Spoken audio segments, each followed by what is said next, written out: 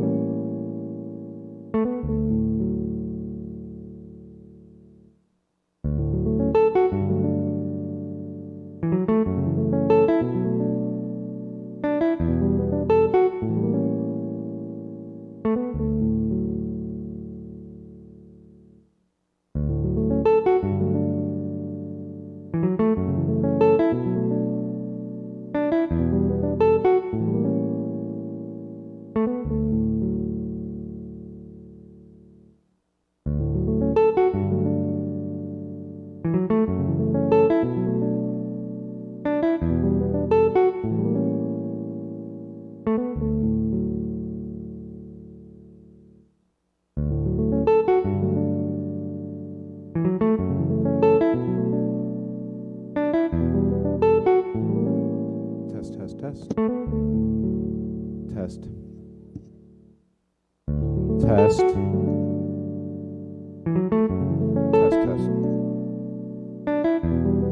Test.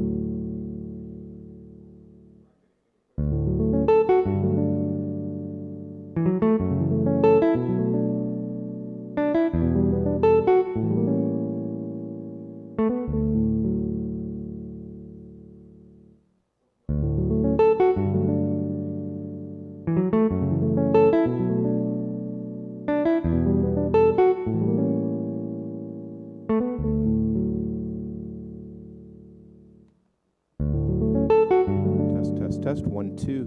Test.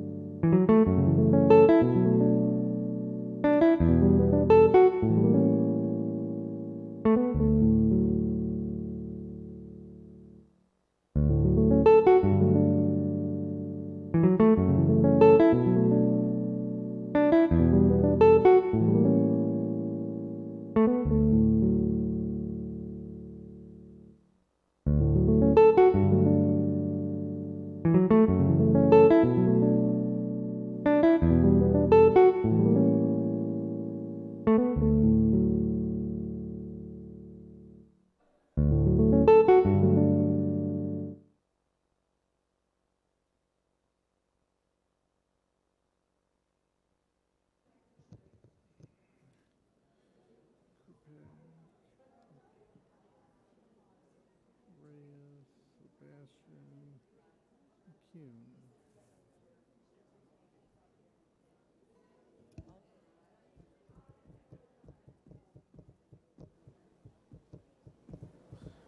Mrs. Sebastian, it is 5:30.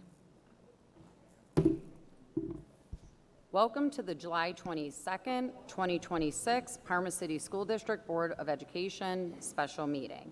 Please stand for the Pledge of Allegiance.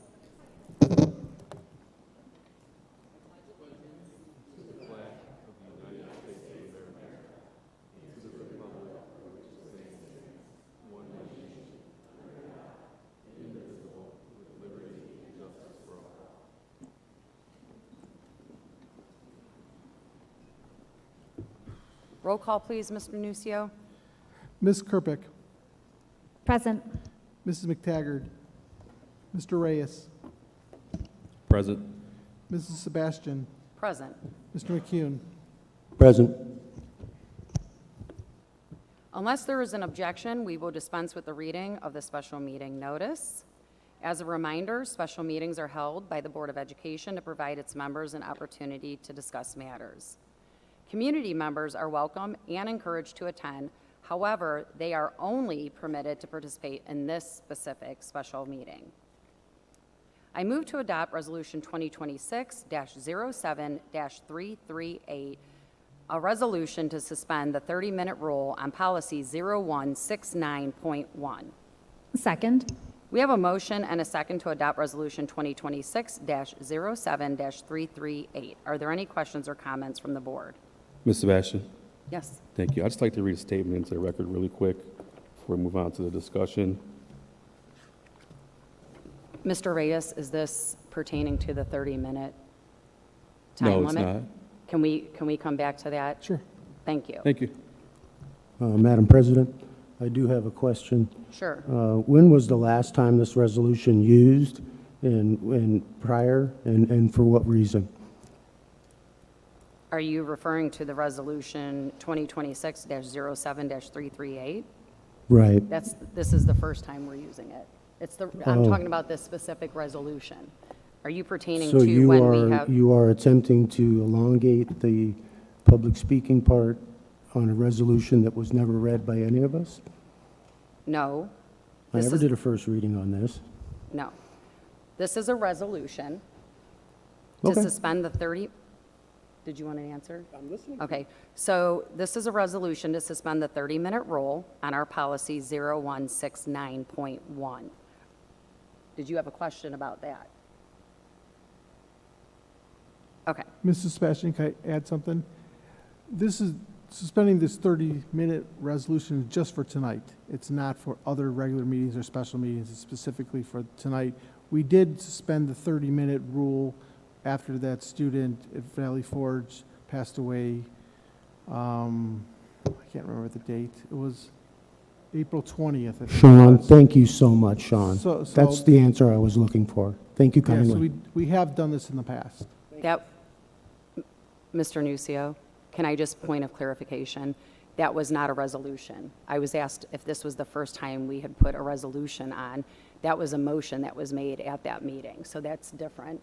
You are and- correct. Okay, I just wanted to clarify for the record that there was a motion made. So, are there any other questions? Okay. Roll call, please, Mr. Nucio. Mrs. Sebastian, Yes. Ms. Kerpick, Yes. Mr. McCune, No. Mr. Reyes, Yes. Resolution 2026-07-338 has been approved. We will now move in to our discussion. Before we do, and before I open it up to public comment, it sounded like Mr. Reyes would like to state something, and then I would also like to make a statement. Thank you, Ms. Sebastian. I wrote this down because I'm not really good public speaking. So, good evening, everyone, and thank you for taking the time to be here tonight. And I also want to thank those who couldn't be here but have been following these discussions, sending emails, and staying engaged. Your voice matters, and I hope you'll continue to share your thoughts as we move forward together. My vote was not against our students, our teachers, or our staff. I support all of them. I voted no because I believe we owe our community a clear, comprehensive financial plan that identifies where we are today, where we need to go, and how we will responsibly manage the resources entrusted to us. I know not everyone agrees with my decision, and I respect that. We all want what's best for our students. We just have different ideas about how to get there. My goal has always been to ensure we have the strongest possible foundation before asking our community for additional financial support.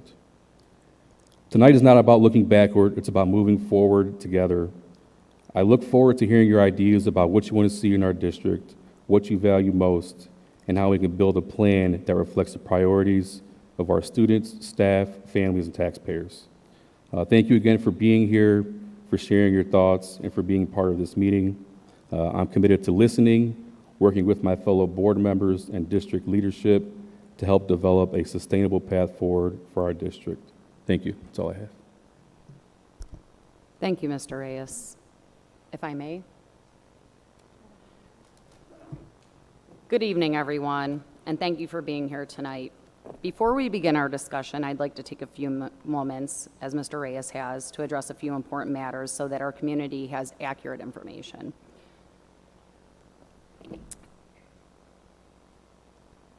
Recently, statements have been made publicly regarding the levy process and the direction of this board. I want to be clear that what has been shared publicly should not be interpreted as the official position of the Parma City School District Board of Education. Those statements were made by individual board members and were not discussed, approved, or authorized by the full board. As board members, we each have a responsibility to recognize that no individual board member has the authority to speak or act on behalf of the board unless the board has acted together. We also have a responsibility to safeguard information until it's appropriate to be shared publicly. Sharing information that is not yet public or disclosing confidential board information before it has been properly released is inconsistent with our obligation to maintain confidentiality as board members. When information is released prematurely or presented in a way that suggests it reflects the board's position, it creates confusion, it erodes trust, and it makes it more difficult for our community to know what is accurate. Perhaps what is most concerning is that at a time when our district is facing significant financial challenges and our focus should be on serving our students and engaging our community in honest conversations about the future of our schools, we are seeing actions that do not reflect the collaboration our community has been promised. You see, collaboration is more than a word. It's built on respect, honesty, and transparency, and a willingness to work together even when we disagree. Following our last board meeting, I was subjected to an abusive, degrading, gender-based slur from a fellow board member. I won't repeat the words tonight because I believe this community deserves better than that. If we expect our students to treat one another with dignity and respect, then we, as elected officials, must hold ourselves to that same standard. Healthy disagreement is part of public service. Different opinions make us stronger. But personal attacks, actions that undermine trust, and conduct that creates division instead of unity does not move this district forward. Tonight is not about any one board member. It's about our students, our staff, our taxpayers, and the future of our district. I also want to address a few misconceptions about how we arrived at this point. The financial challenges we are facing did not happen overnight. They have been developing over time, and the administration has been communicating these projections since last July. The superintendent and treasurer have consistently provided financial information and forecasts to both the board and the public through meetings and financial reports. The fact that we have been able to maintain operations for this long is evidence that difficult, fiscally responsible decisions have already been made. and continue to be made. Those decisions have helped delay this moment, but they do not eliminate the underlying structural funding challenges that we face. I have heard concerns that we simply need more time, and I respectfully ask, what would additional time realistically change? Delaying the conversation does not improve our financial outlook. If anything, it reduces the options that are available to us and makes future decisions even more difficult. The reality is that Ohio's public school funding system relies heavily on local levies. Whether we like that system or not, it's the system that we have to operate under. Without additional local revenue, our only alternative is to continue making reductions that will inevitably affect our students, our staff, and the educational opportunities we can provide. This is not about creating fear, it's about being honest and transparent with our community. We owe our residents accurate information, thoughtful leadership, and the opportunity to decide for themselves what kind of future they want for Parma City School District. Our district is facing difficult financial realities, and our community deserves that honest, transparent conversation about what those realities mean. This discussion is not, like I said, about fear or politics. It's about facts. It's about understanding the choices that are before us, the impact those choices will have on our students and staff, and what kind of school district we want to leave for our future generations. Whether you support a levy or have questions about one, your voice does matter. I hope tonight is an opportunity to listen, to ask, and have respectful conversations that are rooted in facts rather than misinformation. We all share the same goal, providing the best possible education for the children of Parma, Parma Heights, and Seven Hills. That is the responsibility we were elected to uphold, and that is where my focus will remain. I thank all of you for being here, and I'd like to begin with our discussion if my fellow board members have anything to add. I prepared a statement as well, Madam President, and I would love to present it to the audience. Okay. And I got to read it as well because I'm not a very good public speaker. Thank you all for coming. I'm honored to be here on such a wonderful occasion of change, communication, and collaboration. And I'd like to give a little announcement that the Parma City School Historical Museum is displaying an exhibit through July 31st at the Cuyahoga County Library's Powers Branch. Helping with the project is a Parma native and longtime district teacher, Jan Olson, a Parma City Schools Historical Museum trustee.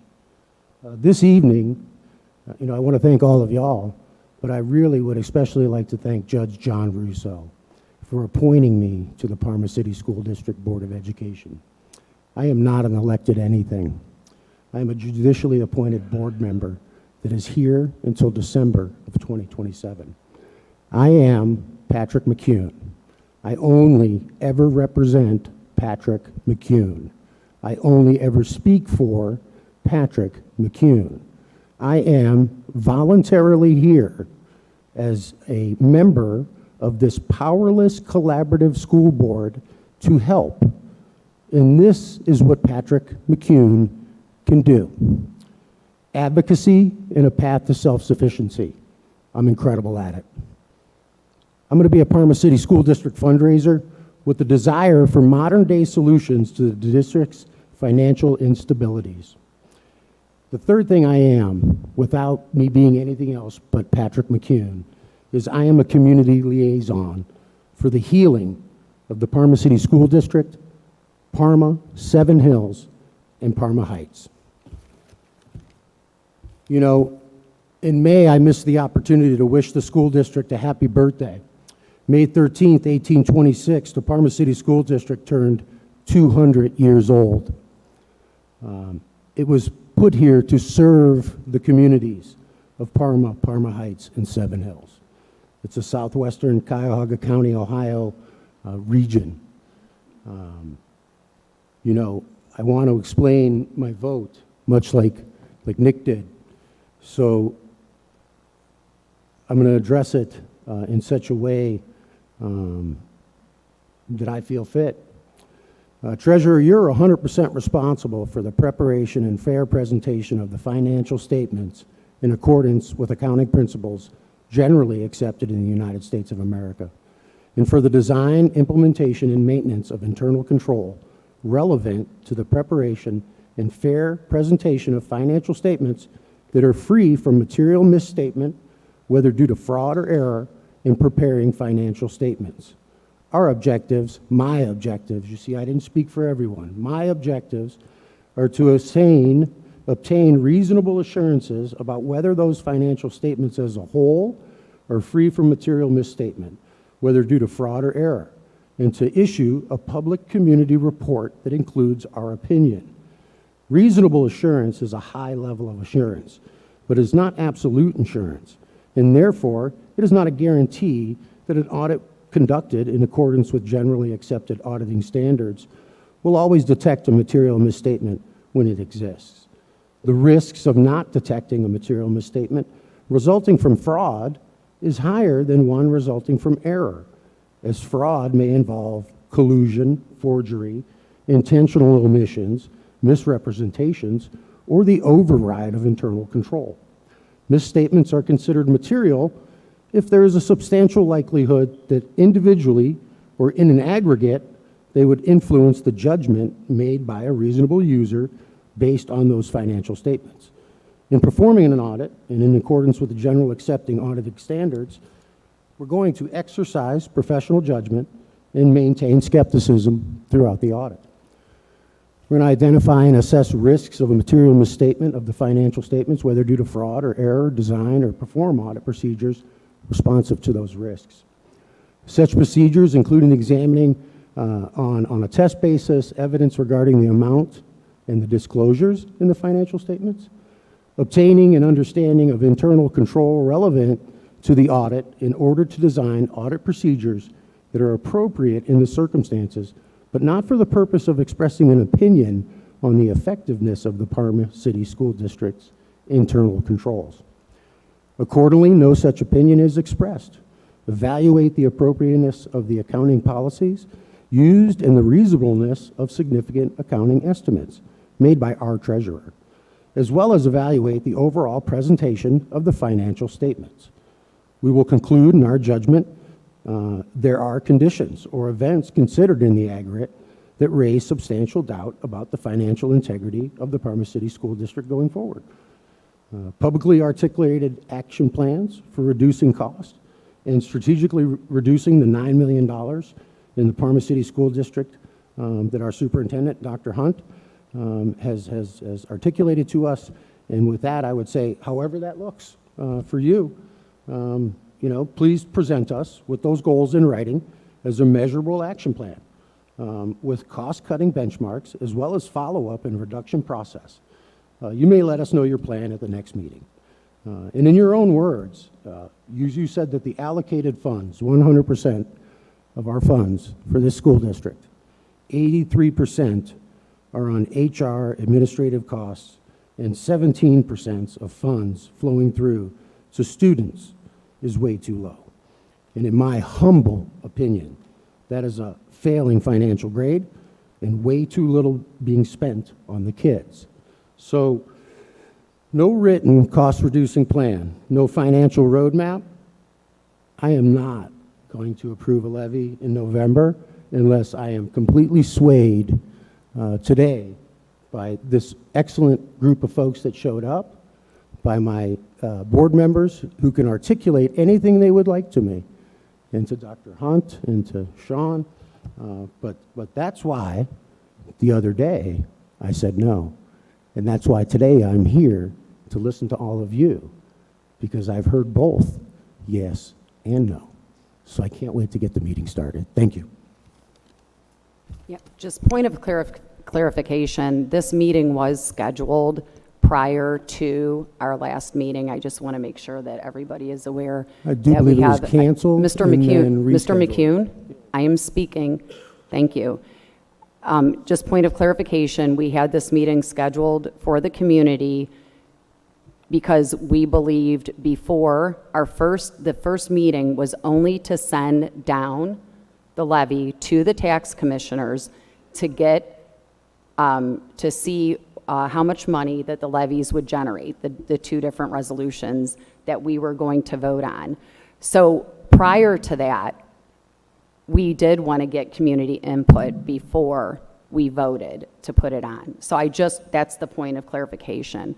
Ms. Kerpick, did you have something to say? And I would like to give Dr. Hunt and Mr. Nucio the opportunity to respond as well. Yeah, I'll be very quick here. I just so strongly believe at the end of the day, it is not up to me to make the decision for our constituents and for the residents of these three cities. I could never stand in the way of putting a levy on the ballot and allowing all of you to go out and vote. It's not up to me whether this levy passes, whether this levy fails, but I feel that it is my duty to allow all of you to go to the ballot, go to the box, and make your own decisions.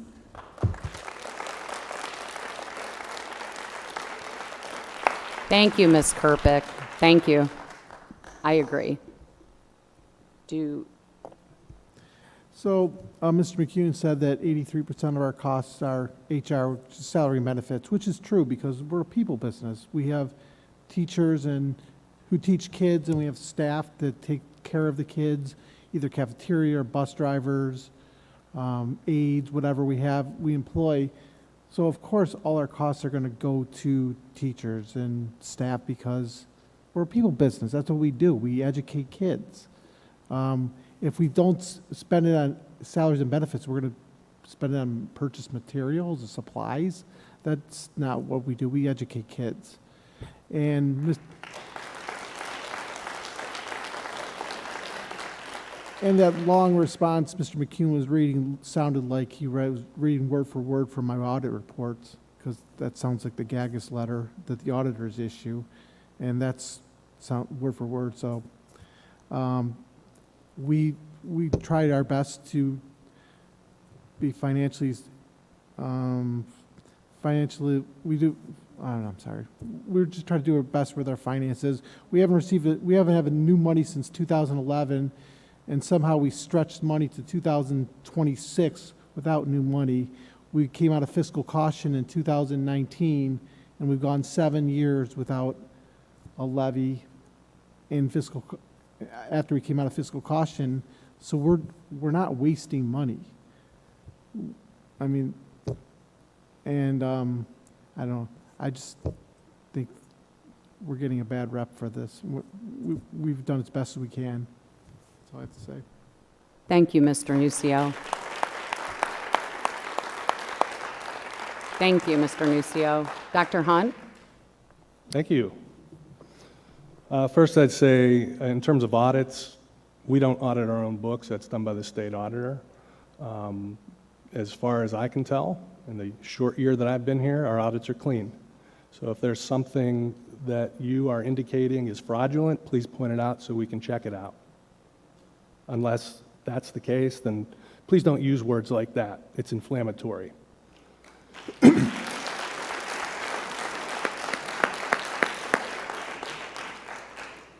From the time I got here in July of last year, I walked into kind of this levy cycle. Nothing has changed since last July.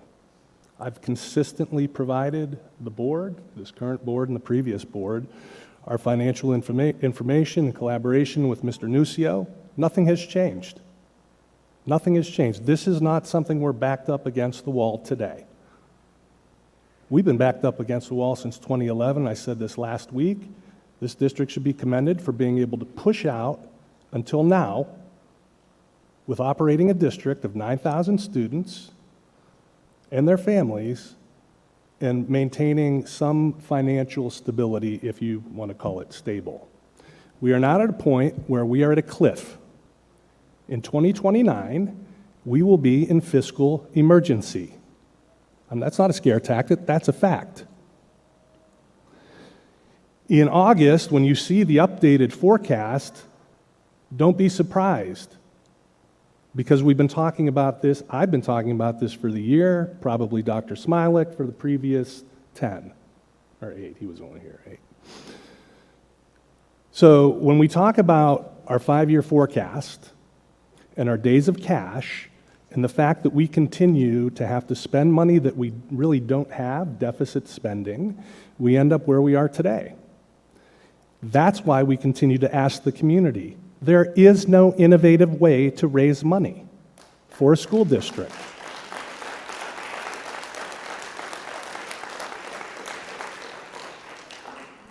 I've said this since July. We have two mechanisms. We can go for a property tax, or we can do an income tax. And regardless of what we personally think about that, it is up to the people of our community to do that. We shouldn't take that from them. I said this last week. Every decision I make is not about the community necessarily as a whole. It's about the students and their families. The 9,000 students, that's the community I think about. Because when you see the updated forecast and you see 16 million deficit with another additional 10 to cut, 26 million, we don't have 26 million to cut, folks. We don't have it to cut. So what does that mean for us? Here's a simple plan, 150 teachers. That's what it'll cost the district. That's what it will cost the district. That certainly isn't the legacy I want to leave after 36 years of public education service. Do you? Because I don't. So I would hope that after this discussion, you hear from the community whatever they have to say, that you strongly reconsider where we're going. At the very least, get the numbers for the collections. And then if you don't want to put it on in November, that's up to you. But it really isn't up to us. It's up to our communities to vote. If they vote no, they vote no, which they have been doing since 2011. That's all I have.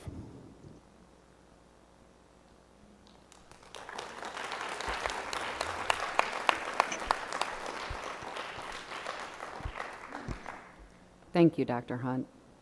Anybody else? Okay.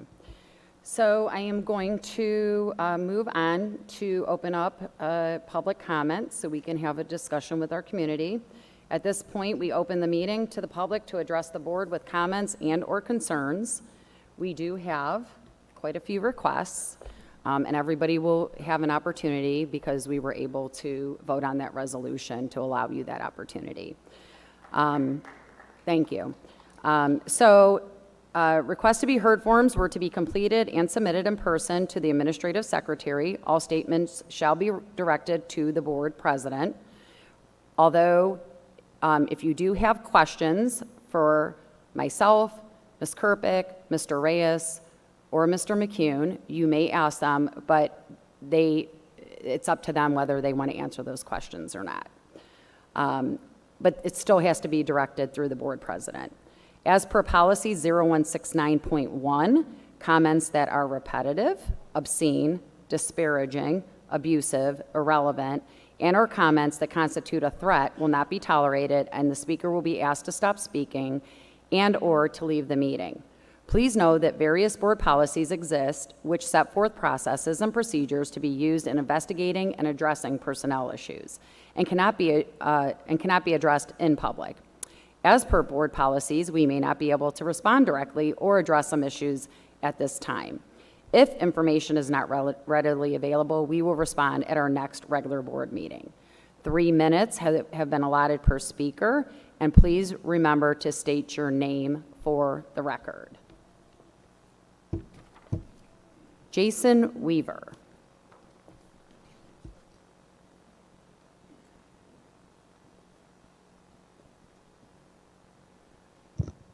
Jason Weaver, 320 Panorama Drive. I wish to speak tonight on the topic of the district's finances as it pertains to either the proposed SDIT or potential future revenue considerations. I've been a teacher in the Parma City School District since the 2005-2006 school year. And in 2015, when my family got too large for our 3-bedroom, 1-bathroom house in Brooklyn, we moved into the school district as I felt it was important to live and raise my children in the community that I serve. So I wear 3 hats: voter, parent, and also employee. I have quite a bit of skin in the game when it comes to the future and the success of this district. This next part's going to change a little bit because Dr. Hunt didn't put some numbers to what we're talking about here. But at previous meetings, the question was raised, what kind of cuts? And I know people don't want to talk about cuts because it gets perceived as a threat. Oh, you're just holding the kids hostage, whatever. But the math is the math. Folks, we either increase our revenue or we decrease our expenditures. What would that look like? So I spent a little time today, and I looked at the ODEW minimum requirements for K through 12 and K through 8 and 9 through 12, and it paints a bleak picture. We can cut the school days so we hit the minimum hour threshold, which the state cares very deeply about. You can ask the staff and students at Valley Forge and Normandy High School about that after this last year. High school would be maybe a 6-period day, 5 classes, lunch, get out by noon. I don't know what the K through 8 day looks like. I don't teach K through 8, but I'm fairly certain it'll be shorter with a lot less learning. The state doesn't require music and art in grades K through 8, so there are some of those teachers. PE, you need 1 class because there's no minimum amount. There's some of the people to get to the 145.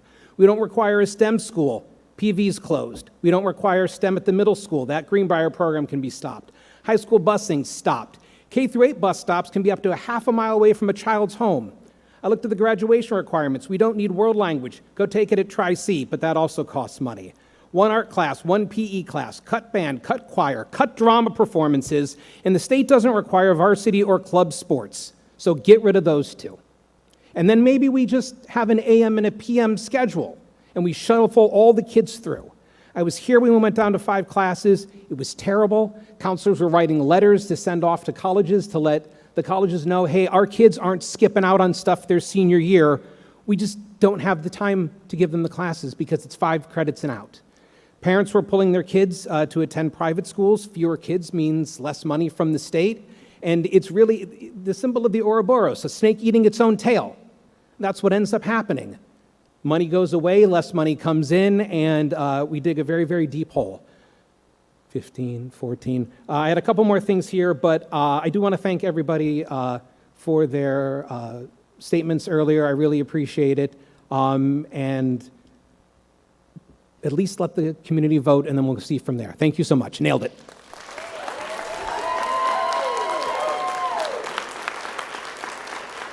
Thank you, Mr. Weaver. Martin Stanzik.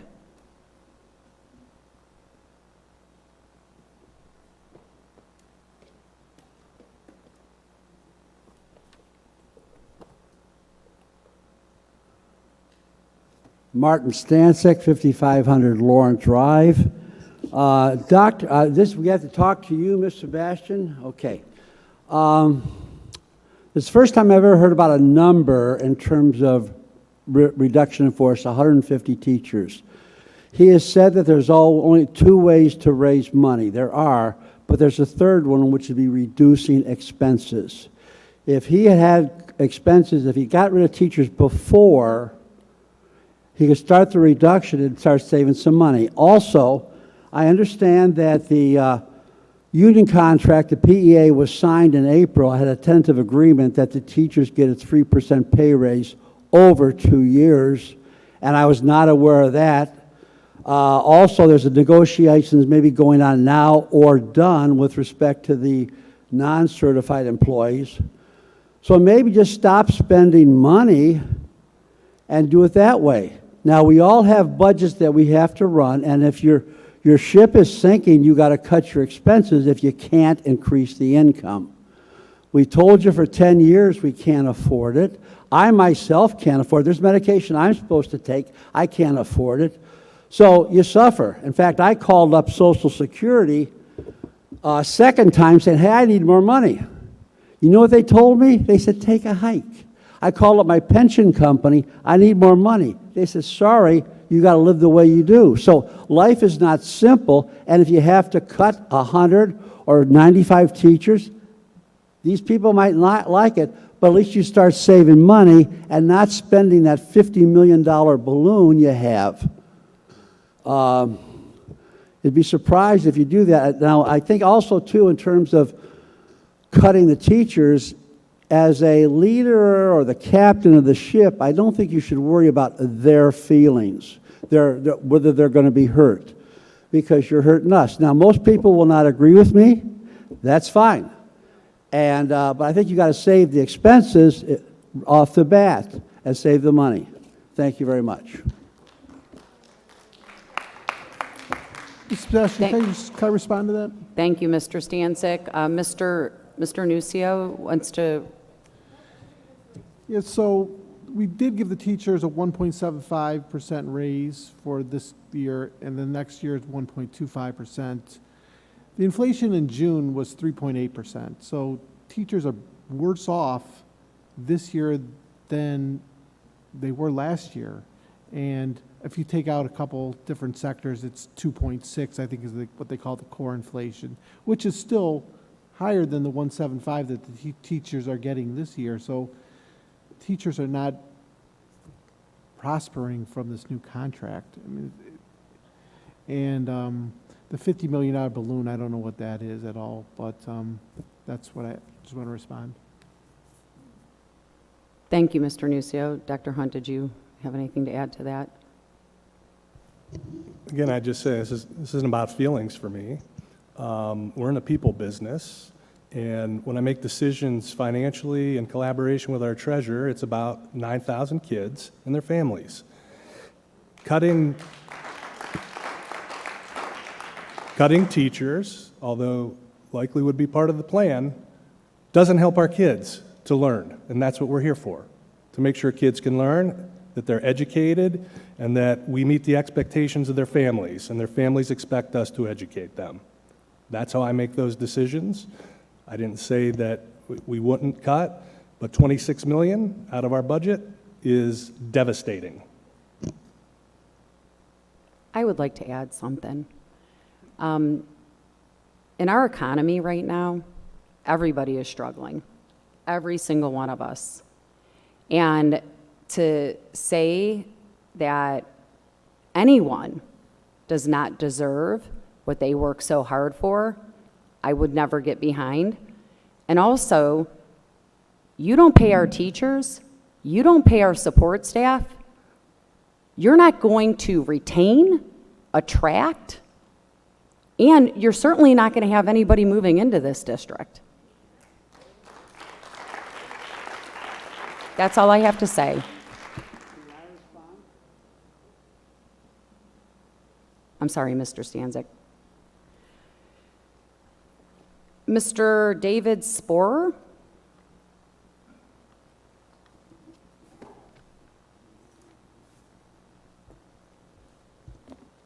Good evening. My name is David Sporer. I live at 7651 Edgewood Lane in Seven Hills. My wife, Colleen, and I have lived here for 13 years, and our kids attend the Parma schools. In our experience, the schools have been great, and like any important public institution, we have to pay for it. I guess we're here tonight to try to break a deadlock on the board and persuade the board to put the income tax operating levy on the ballot in November. Apparently, there was an impression at the last meeting that the community does not want that.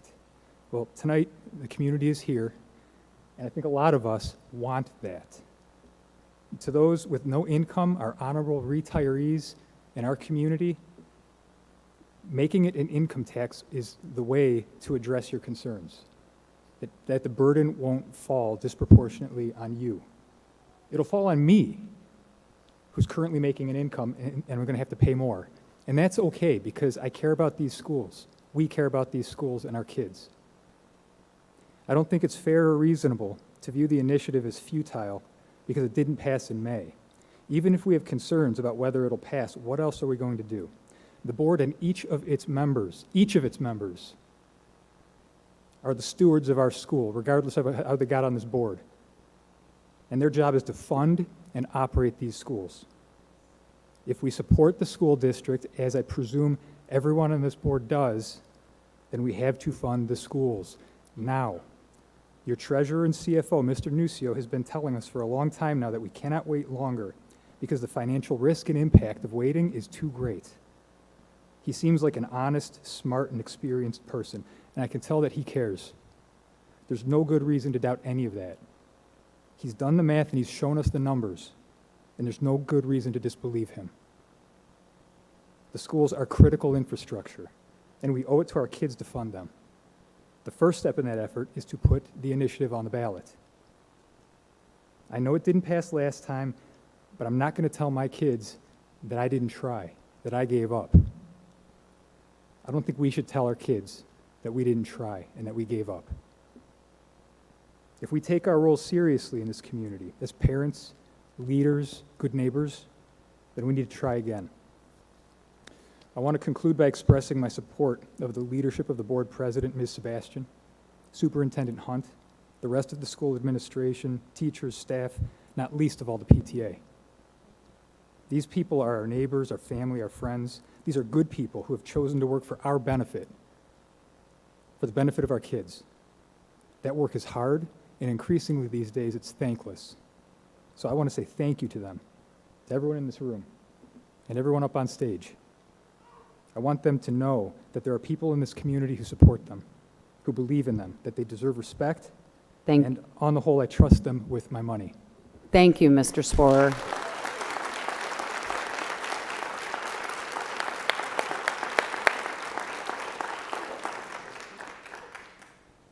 Colleen Sporer.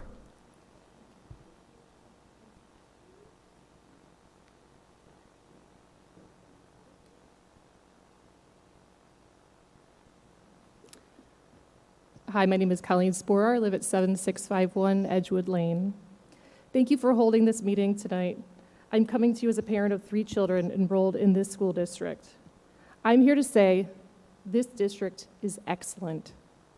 I regularly communicate with colleagues who send their children to an array of schools throughout Northeast Ohio, both public and private. We are so underrated, and we are far from perfect. This is a massive institution that serves children with complex needs from 3 different communities. The funding landscape is dire, and we all know costs are going up, but we simply need to pay for our public school. No one is coming to save us. We have to get it done here within our own community.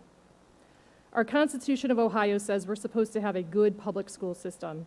It's an important public service that I hope we can all agree is necessary for the common good. I understand the desire for more time.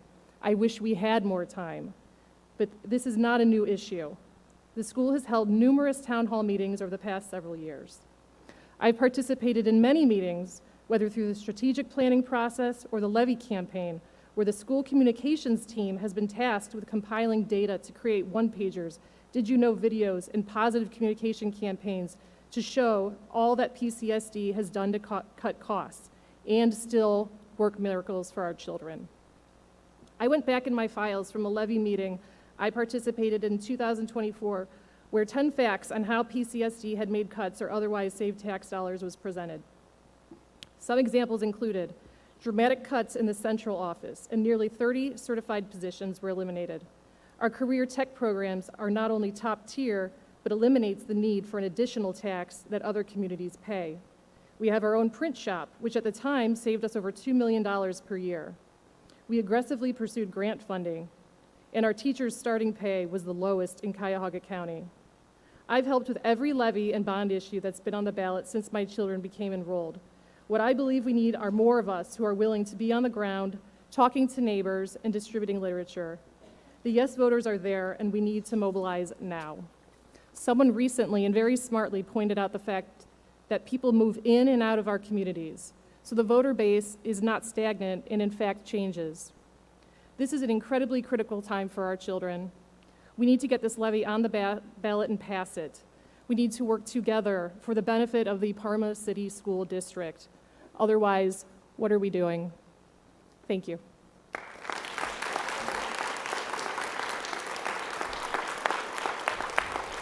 Thank you, Mrs. Sporer. Robert Pravasnik.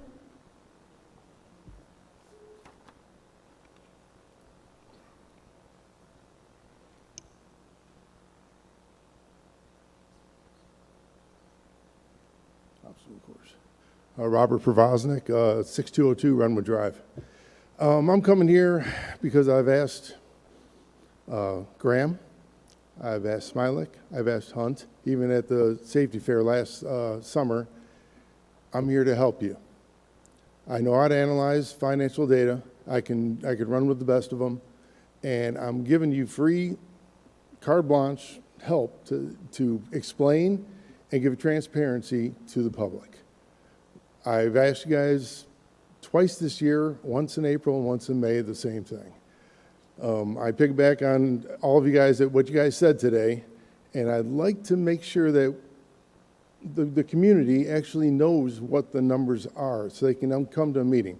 Not a board meeting, but a meeting like we have right here, a special meeting where I can actually analyze the stuff with Sean, with Dr. Hunt, and actually give a presentation. The board can sit in the front row like they did the last time and show the public where we stand, how we stand, where we came from, where we're going to go in the future with the numbers and the number of the staff with the numbers. We got 9,000 kids. What they charge? What's the price? $1,800 per kid right now, I think it is, for the Parma schools. And I'd like to have that where I can actually come here, help you guys sit side by side, have a citizens financial committee like I had the last time, and have a forensic audit where I can actually show the stuff on slides, on stage, so people that don't understand finances can actually understand what happened. I did that in 2000, I think 2000, 2001, something like that, and we didn't need a levy after that was done.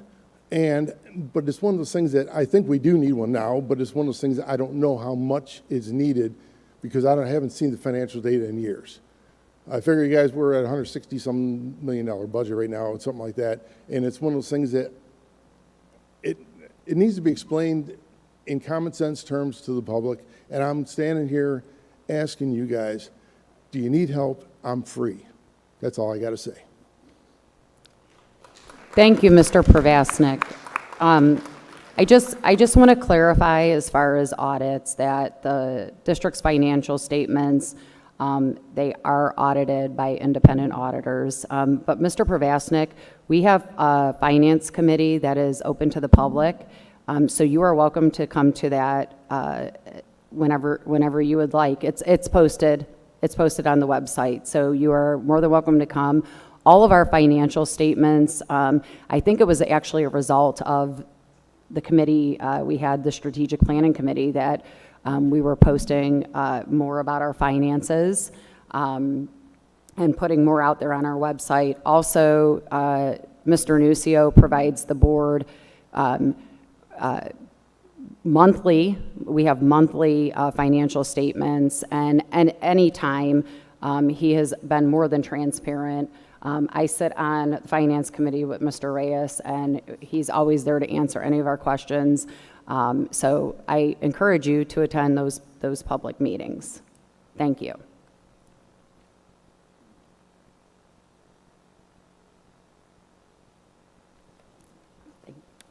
Melissa Wolf.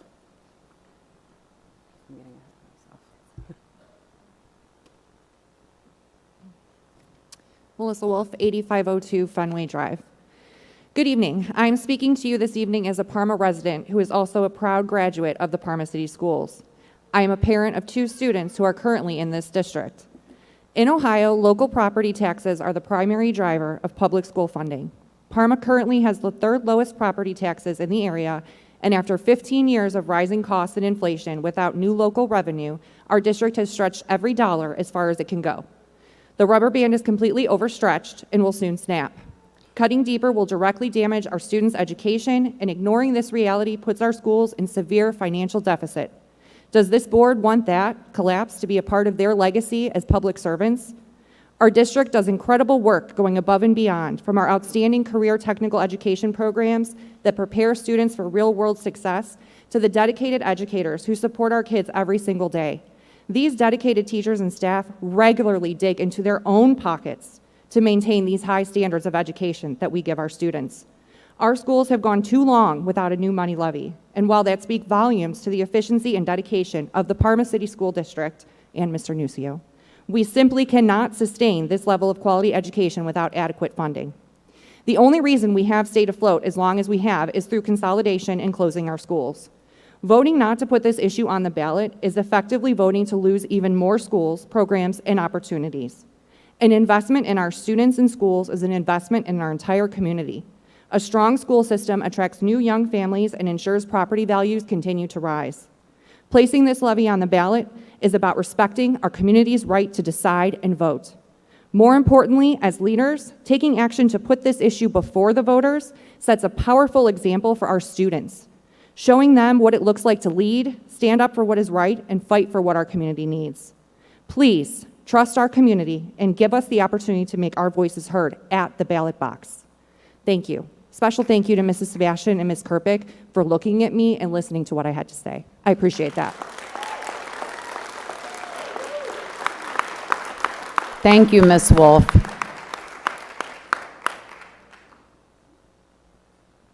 Angela Schwark.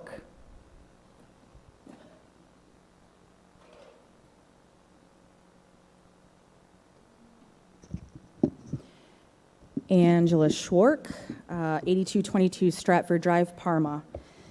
Today's vote, well, first of all, I am actually a transplant here. I've only been here about 8 years out of state, and gosh, it just seems, it escapes me sometimes how I seem to care more about this district and the community than the people that have been here for decades, but I digress.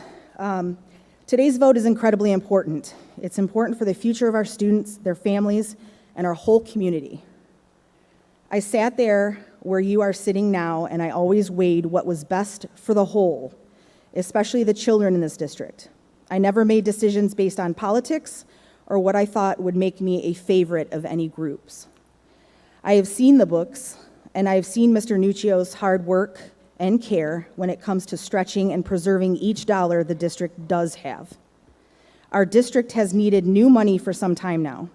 The former administration worked hard and was able to push the deficit out a few more years, if memory serves, and I think we already talked about it, but fiscal caution 2019, and then I think the deficit was supposed to hit in 2024, but the time has come. Our admin offices run at about 30% of the employees as other comparable districts. Our admin to student ratio is both below state and national averages. Many cuts have been made throughout the past few years. However, now we are faced with the kinds of cuts that will hurt our students, their families, and additionally our community. PCSD has not received any new levy money since 2011. Before that, levies have historically failed in this district, which means we are more than 2011 behind. I'm apprehensive to believe my first feeling about why some board members voted no, that they're trying to stall out putting the levy on the ballot since many more people will be showing up for the gubernatorial election in November. However, I cannot reason any other motivation. This district has been about as transparent, holding town halls, the books are open. I don't know what anybody else wants at this point. And for board members to insinuate that maybe some nefarious things are going on is really messed up. If you're voting tonight, if you're voting no tonight, remember that you're voting to not give the voters in 3 cities a voice in whether they can speak on if our district can receive the much needed funds. You are telling our students that they don't matter. You're telling our community that you aren't concerned with its future. You're telling the state that you're unable to manage this district and that your wish is that they come in and nullify your voting rights as public service agents. I know at least one of you is likely starting to campaign to keep your seat at the end of the year. Voters remember ridiculous stances. Do you want to be responsible for any of that?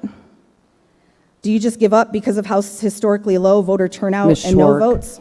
I'm sorry. Nope, that's fine. Thank you very much. Thank you.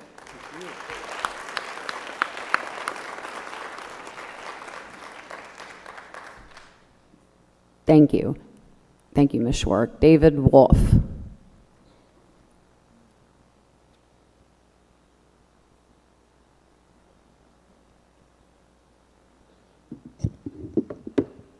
David Wolf, 8502 Fenway Drive.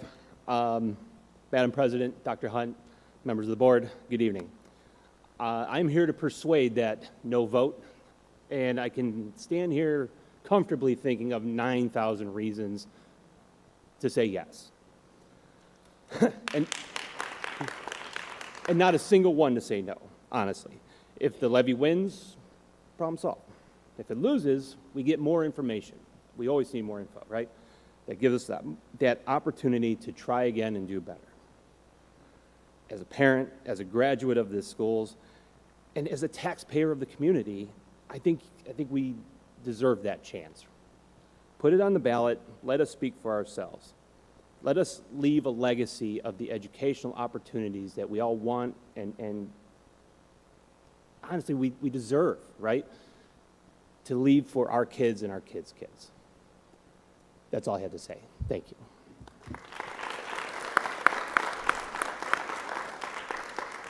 Thank you, Mr. Wolf. And next up, Steve Vaughn.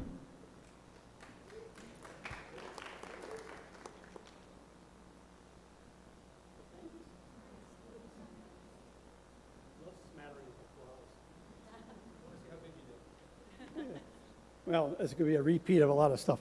Hi, Steve Vaughn, 8489 Pinehurst Drive, Parma. Good afternoon, and thank you, President Sebastian, Ms. Kerpick, Mr. Reyes, and Mr. McCune for allowing me to speak today. I am a retired PCSD science teacher and coach. My career with PCSD started in 1992, where I spent 2 years at Greenbrier and the rest at Normandy High School. During my tenure, I coached multiple sports and interacted with thousands of students.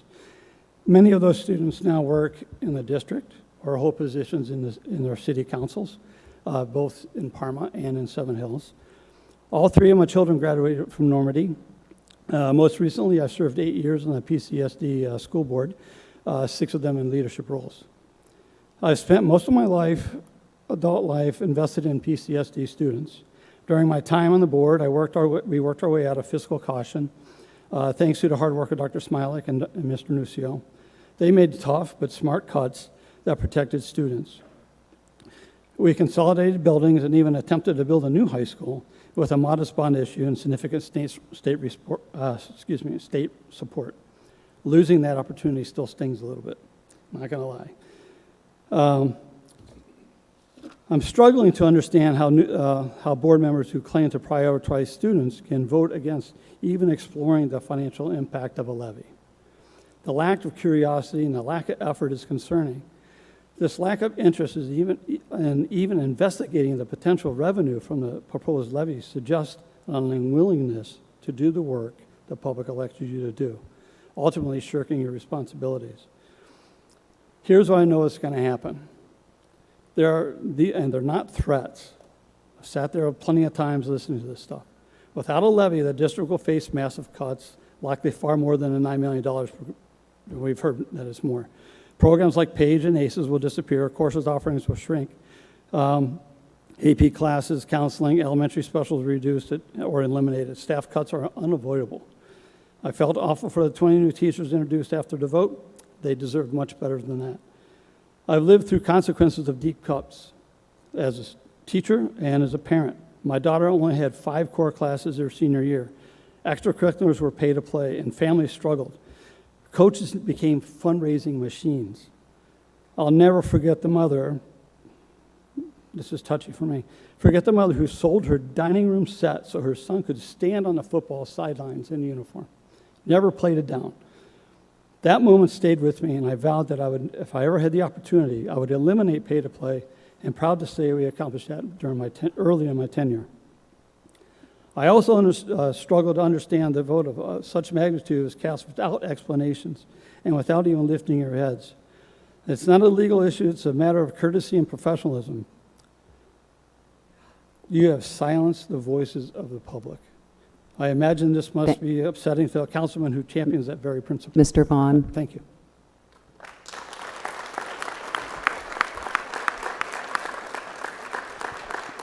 Thank you, Mr. Vaughn. And I was going to stop him. I don't know. I was waiting for a pause. So if everybody could, because it's very hard to look up there, and I want to make sure everybody knows that I am paying attention to what they have to say. So if you could, as a speaker, try to keep an eye up there, or somebody else could let me know. Just look at your 3 minutes. But thank you, Mr. Vaughn. Next up, Vicki Farson.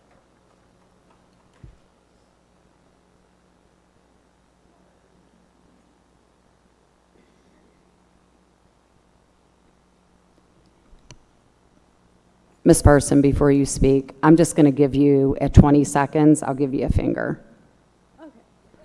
Okay. Not that finger. I should rephrase that. It's okay. I'll hold my finger up, my index finger. I'll also watch. It's fine. My name is Vicki Farson. I live at 7765 Arbor Drive, Parma, Ohio 44130. I want to say good evening to you. Thank you to Nick and Pat for your vote on saying no last week, or 2 weeks ago. Last week, I guess. Thank you for recognizing that what this community has been saying for 15 years, election after election, levy after levy. The answer has been the same. At some point, you have to stop blaming the voters and start asking why they don't trust you. The answer is trust, or rather lack of it. The community isn't asking for perfection. We're asking for accountability, transparency, and leadership worthy of our children. How can taxpayers trust a board that appears divided against itself? How can we trust leadership when a board president publicly says they are willing to vote against something required by law simply because they disagree with that law? If you are willing to ignore one law, what assurance do taxpayers have that you will always make decisions that are in the best interest of the district? Why should anyone feel comfortable entrusting you with millions of additional tax dollars? Trust is also lost in everyday moments. For instance, when Mr. Green went on leave and another administrator assumed responsibility for my daughter's grade, why did I have to find that out myself?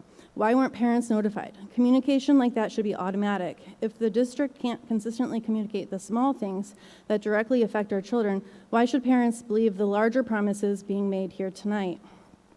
And then there are messages coming from the district leadership. After our community experienced the trauma of a school shooting, voters were told that rejecting the levy could impact school safety. Of course, that is on the table, but not as a threat. Whether that was the intended message or not, many parents heard it as a warning tied to their vote. That does not build confidence, it damages it. The truth is, your biggest obstacle isn't the economy, isn't inflation, it isn't taxpayer fatigue, it is trust. You already have the most precious things in our lives, our children. Every day you ask us to trust you with them. Before asking us for more of our money, earn back the confidence you have already lost. And I know it's not just this board, it's past boards as well. So I'm not just putting blame on this board. Fix the communication, fix the transparency, show accountability, listen to the community instead of explaining why the community is wrong. The path of success doesn't begin with another campaign. It begins with rebuilding trust. I sincerely thank you. I have supported every levy up until this past one, but the divide up on your stage is very clear and evident. Thank you. Thank you, Ms. Farson.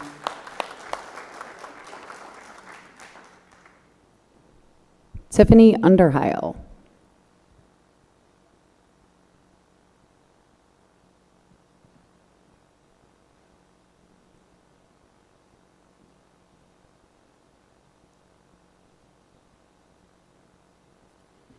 Tiffany Underheil, 6310 Thornton Drive. I'm here tonight to urge the school board to place a levy on the November ballot. We have approximately 74,000 registered voters across our 3 cities. In the May primary election, only 5,287 people voted to determine the fate of our levy. That is less than 10% of our registered voters. Our problem is not the loud no voters. They will vote no regardless of who sits on this board, who the superintendent is, who the treasurer is, and what the state report card says. They've been doing it for years. They don't care about facts. They care about being loud and being proud of their disdain, and they love airing their grievances on social media.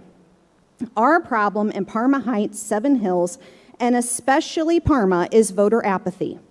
Our focus should be on getting people to the polls, not on this infighting, not waving a white flag, and not giving up.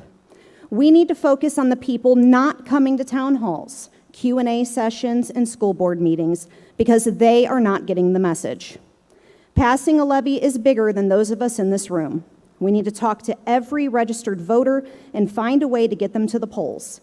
If we don't, it doesn't matter what happens here tonight.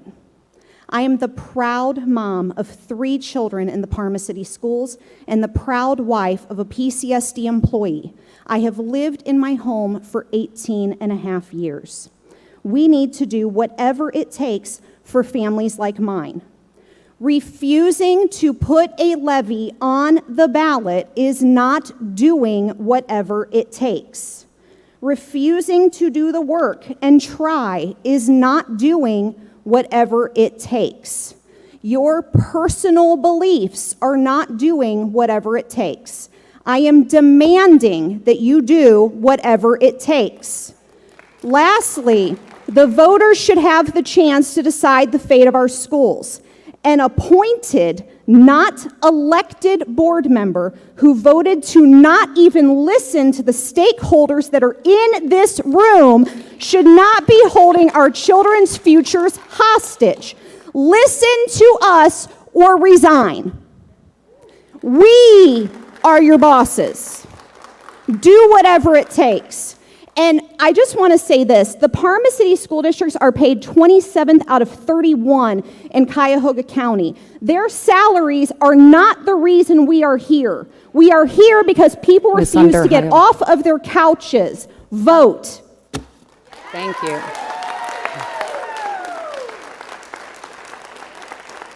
I was just giving you your 22nd. Thank you, Ms. Underheil. Mary Vaughn.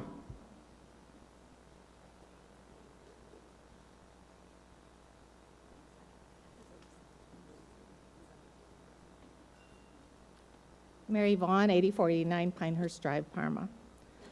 My family has deep roots in Parma City Schools. My dad and I both went through PCSD from first grade him and kindergarten me all the way to graduation.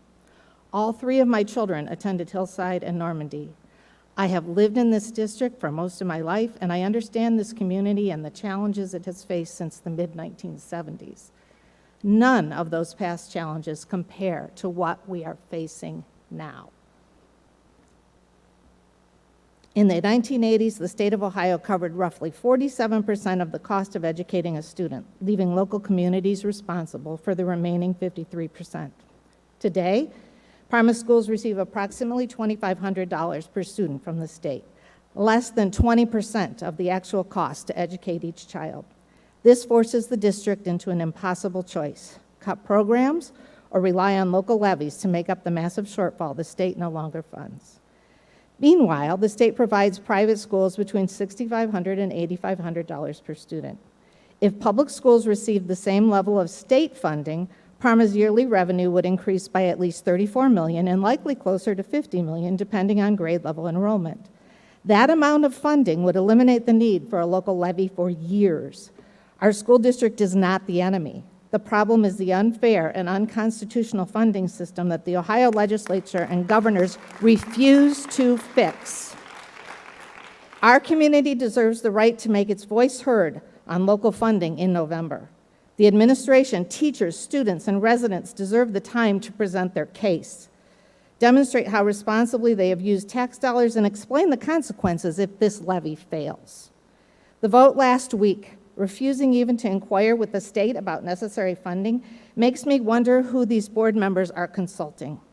Is it Moms for Liberty, other far-right organizations, local politicians? Refusing to even ask the state about the amount necessary for a levy is wrong. It is destructive to our community. The people of PCSD deserve to know who these no voters are consulting when making decisions that harm 9,000 students and why they have chosen to block support for a levy.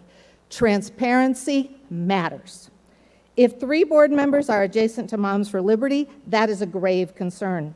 This is an organization that actively works to dismantle public education, including unions. They are known for aggressive language, harassment, intimidation. Across the country, educators, administrators, and board members report feeling scared into silence. This has happened in our district to our family. Recently, I read that silence is permission. I can no longer be silent because you do not have my permission to dismantle our schools. I know it is difficult, But I ask all of you who care deeply about our community and our schools, do not be silent. Do not give these individuals permission to harm Thank our you, Ms. district and Vaughn. community. Thank you.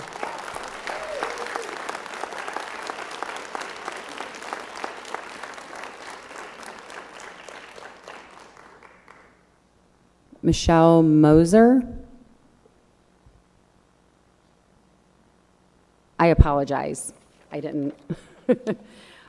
So this was filled out and asked to read this into the record per our forms. So they are, I just want to make sure that everybody knows they are in attendance, so we are not violating policy.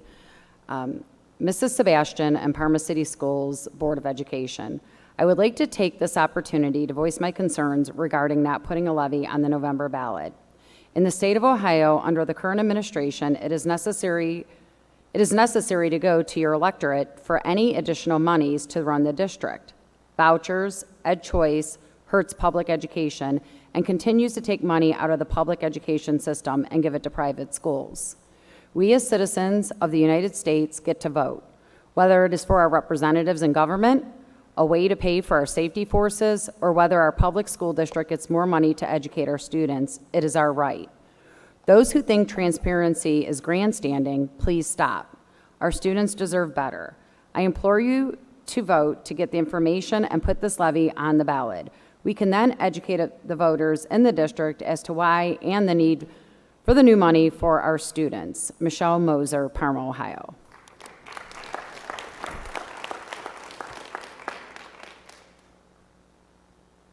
Gina Greenwald.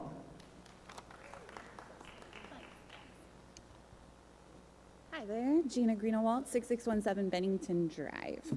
Good evening, everyone. I'm a Parma resident, a PTA leader, and a special education advocate.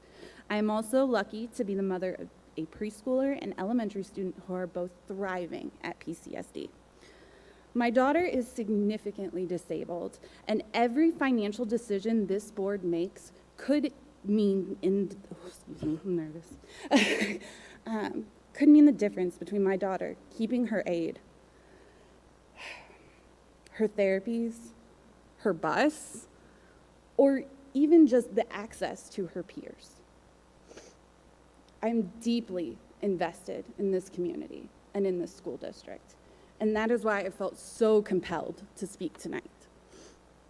I read a statement shared with the community this week making the case to delay or forego a levy. I'm not sure what the reason. Two things of it, though, stood out to me immediately. First, the timeline. The statement said tonight would be the first of many public work sessions on the district's financial future. I do want to ask respectfully how that's meant to work.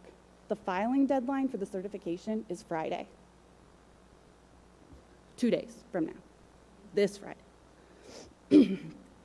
I'd like to understand what many public work sessions look like before the window closes and whether certifying the rates tonight would actually get in the way of any of that work. Second, the statement pointed to voters saying no since 2011. I want to challenge what that number actually tells us. A levy failure doesn't mean the community made an informed decision and said no. Often it means, excuse me, the people who didn't know the meeting was happening, didn't know the vote was happening, or didn't know what was at stake simply weren't there. It was stated earlier, our voter turnout is awful. I know many voters in the district who show up and pay close attention, but I also talk to newer families all the time, parents who just moved here, who have young kids just starting out like myself, who have no idea that any of this is happening or what's at stake. That's not apathy. That's an outreach gap that we can solve. Our PTAs, our boosters, our family networks know how to find these families. We just need to be a part of the conversation and have a levy to rally around. There's also the cost of waiting. The district's own February forecast already assumes no new levy at all, and it still shows our cash balance going negative by 2029. That's not a future risk we're avoiding by waiting. That's what happens if nothing changes.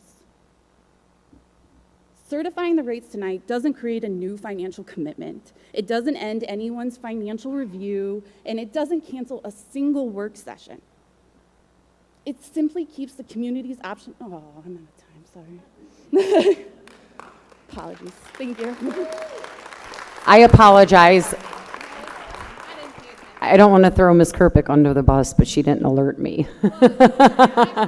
So, thank you. I did hear some questions in what you asked, so I cannot respond to the question you asked because I didn't write the statement. I apologize. That's what I referenced in the beginning, is why it's so important for us to work together and provide each other information before we issue public statements. So I cannot answer that. I will open it up to my fellow board members if they would like to answer.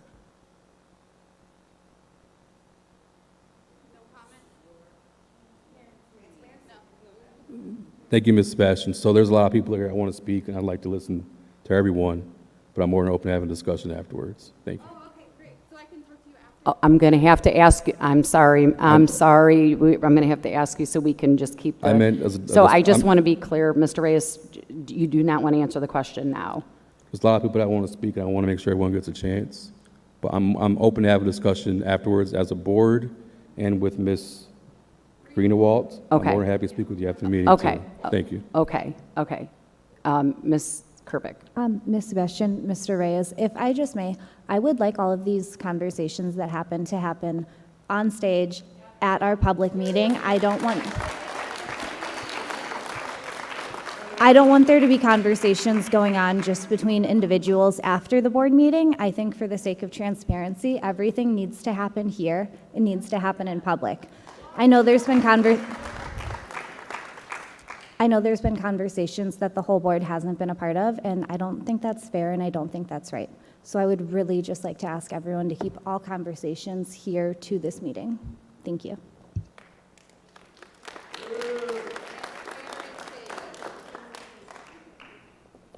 I'm going to honor Mr. Reyes's request to wait till the end to answer that question, but we'll come back to that. Thank you.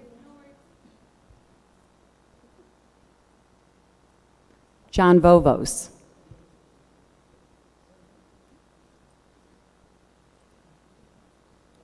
Good evening. I'm John Vovos, 10,000 West Ridgewood Drive, Parma Heights. First of all, thank you very much to the administration and to the school board for your service during this difficult time. As a graduate of the school district, I appreciate it, and it's critical that we come to some good outcomes here. And whether or not we have a vote in November or subsequent to November, I do want to say I think these series of meetings are very beneficial. I've heard some good comments today, and I think the detail is very good. So even if you do put the levy on in November, I would like to see these meetings continue.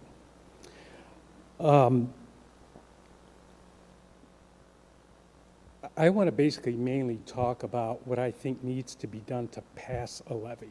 Eventually, we will have some kind of election. I'm more interested in what it will take to pass a levy because we've not been successful in that for a while. Now, just as a background, I have voted for every operating levy in my more than 40 years of voting, with only one exception. I voted for every operating levy. So I'm supportive of this district, and if I get a reasonable levy, I will vote for it.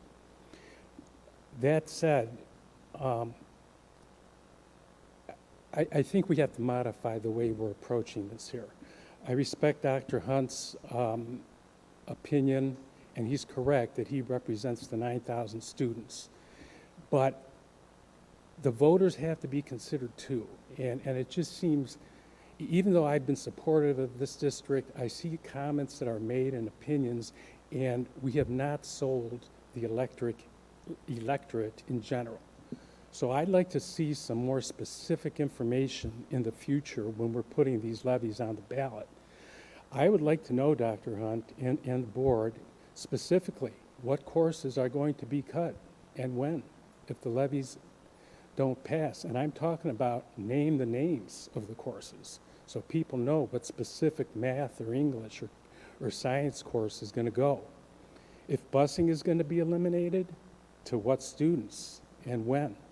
If extracurricular activities are going to be pay to play, name those activities and when. Be very, very specific. And I know some will perceive these as maybe threats, but they're not. They're facts. You're letting the people know what they're going to get or not get.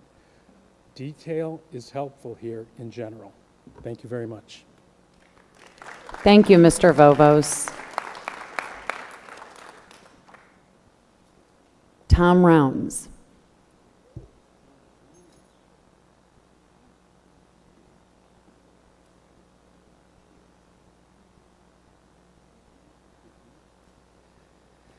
Tom Rounds, 7015 Orchard Boulevard, Parma Heights. President Sebastian, I am standing and speaking to ask you for yours and the other board members' support in placing an upcoming levy on the November ballot. The recommendation of both the superintendent and the treasurer reflects a careful review of the district's needs, finances, and long-term responsibility to the students, families, taxpayers, and broader Parma Schools community. As a community, whether you are advocating for special education students, helping families buy homes, serving clients in your salon, or feeding a community through your kitchen, we all must understand how closely strong schools are tied to a strong local economy. Families often look at the school quality when deciding where to live. Homeowners rely on a vibrant public school system when looking to sell their homes. Employers depend on graduates who are prepared, dependable, and ready to contribute. Small businesses benefit when a community is stable, growing, and proud of its public school system. The levy request is not simply about maintaining buildings or balancing a budget. It is about so much more, protecting the programs, staff, services, and opportunities that help students succeed today and prepare them for tomorrow. It's also about preserving the value and reputation of the community we all share. Without new money, the cuts will have to be severe. I worry as to who would want to work in the Parma school system and who would want to continue to work in the Parma school system. I worry for the students mostly who will carry the biggest burden on the quality of the education they are going to receive. I trust the superintendent. I trust the treasurer's judgment because they have approached this recommendation with transparency, fiscal responsibility, and a clear focus on what is best for the students. This is their area of expertise. As community members who are advocates, realtors, stylists, and chefs, you may be considered experts in your career field. That is why we must rely on the recommendations of these two experts. Their leadership gives me the confidence that this levy request is necessary, reasonable, and worthy of our support. Your voice carries a lot of weight with neighbors, residents, and families.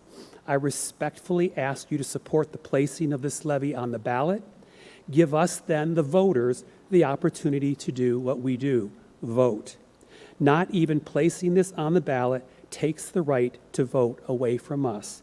Thank you, Sebastian, Mrs. Sebastian, for looking at me again while we speak, and Ms. Skirpick as well. Thank you all. Thank you, Mr. Rounds.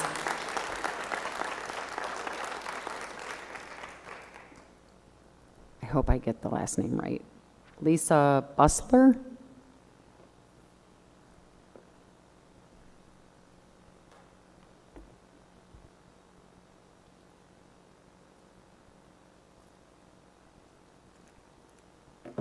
Hi, Madam President. Hi, Board. My name is Lisa Bustler, 4714 Yorkshire Avenue. I have lived in Parma all my life. My family were the first ones in Regency Towers when they were built, first ones in the Williston Drive area. I went to several schools. They got closed up. My children have gone to these schools. I wrote that At this point in time, in our community, as the whole state of Ohio is sitting on a precipice. I don't know if you are all aware of that. It's not just us. We are being taxed out of our homes that some of us, like my husband and I, paid off, okay, to make sure that our kids had a roof over their head with our forethought. Now, it comes down to money to keep the roof over our children's head and food on the table and paying our bills.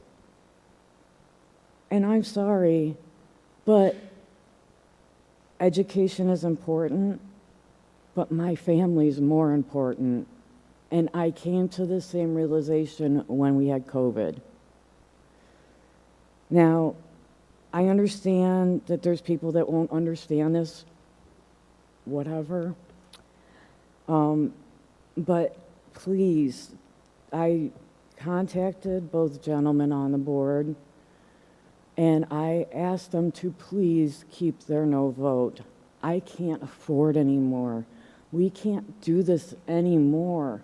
I'm disabled. I take care of my mom, okay? There's more to it than this. And the scar, I have to tell you, that was left behind to the Parma senior high school students was huge, bigger than you'll ever know. My children, their friends, the students that went there will forever never trust the school board. They have a hatred for what you did to their school. They never even got the chance, like my youngest, to graduate from Parma Senior. Yes. And to this day, the only school that's cared enough about the Parma Senior students has been Normandy. And I thank the principal of Normandy High School for doing that for those kids. Thank you. Thank you, Ms. Bussler.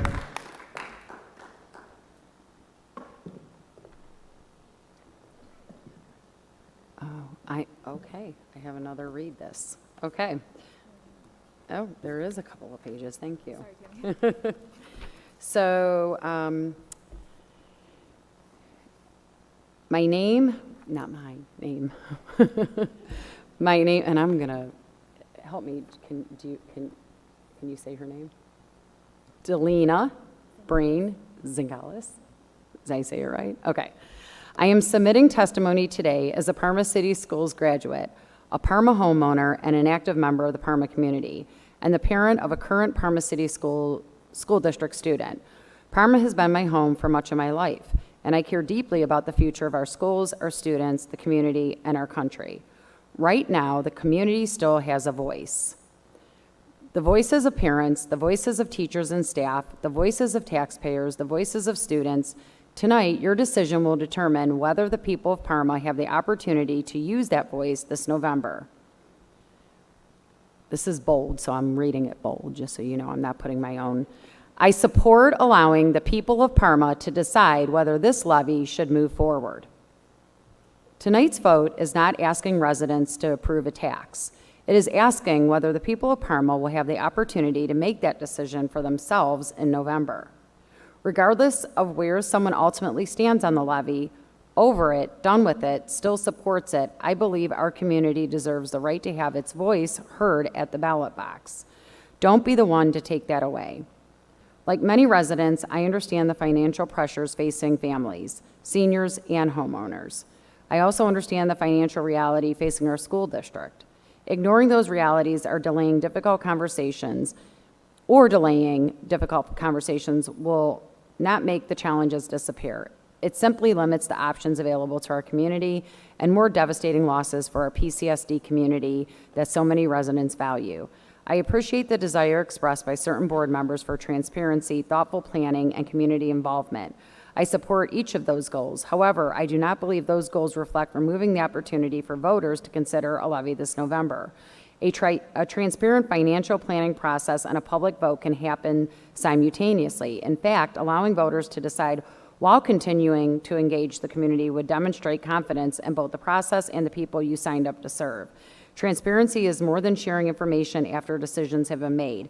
It means openly communicating throughout the process, answering difficult questions consistently, and explaining the reasoning behind decisions, and creating meaningful opportunities for the community to participate before major decisions are finalized.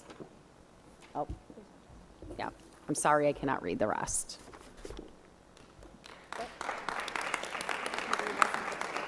That wasn't.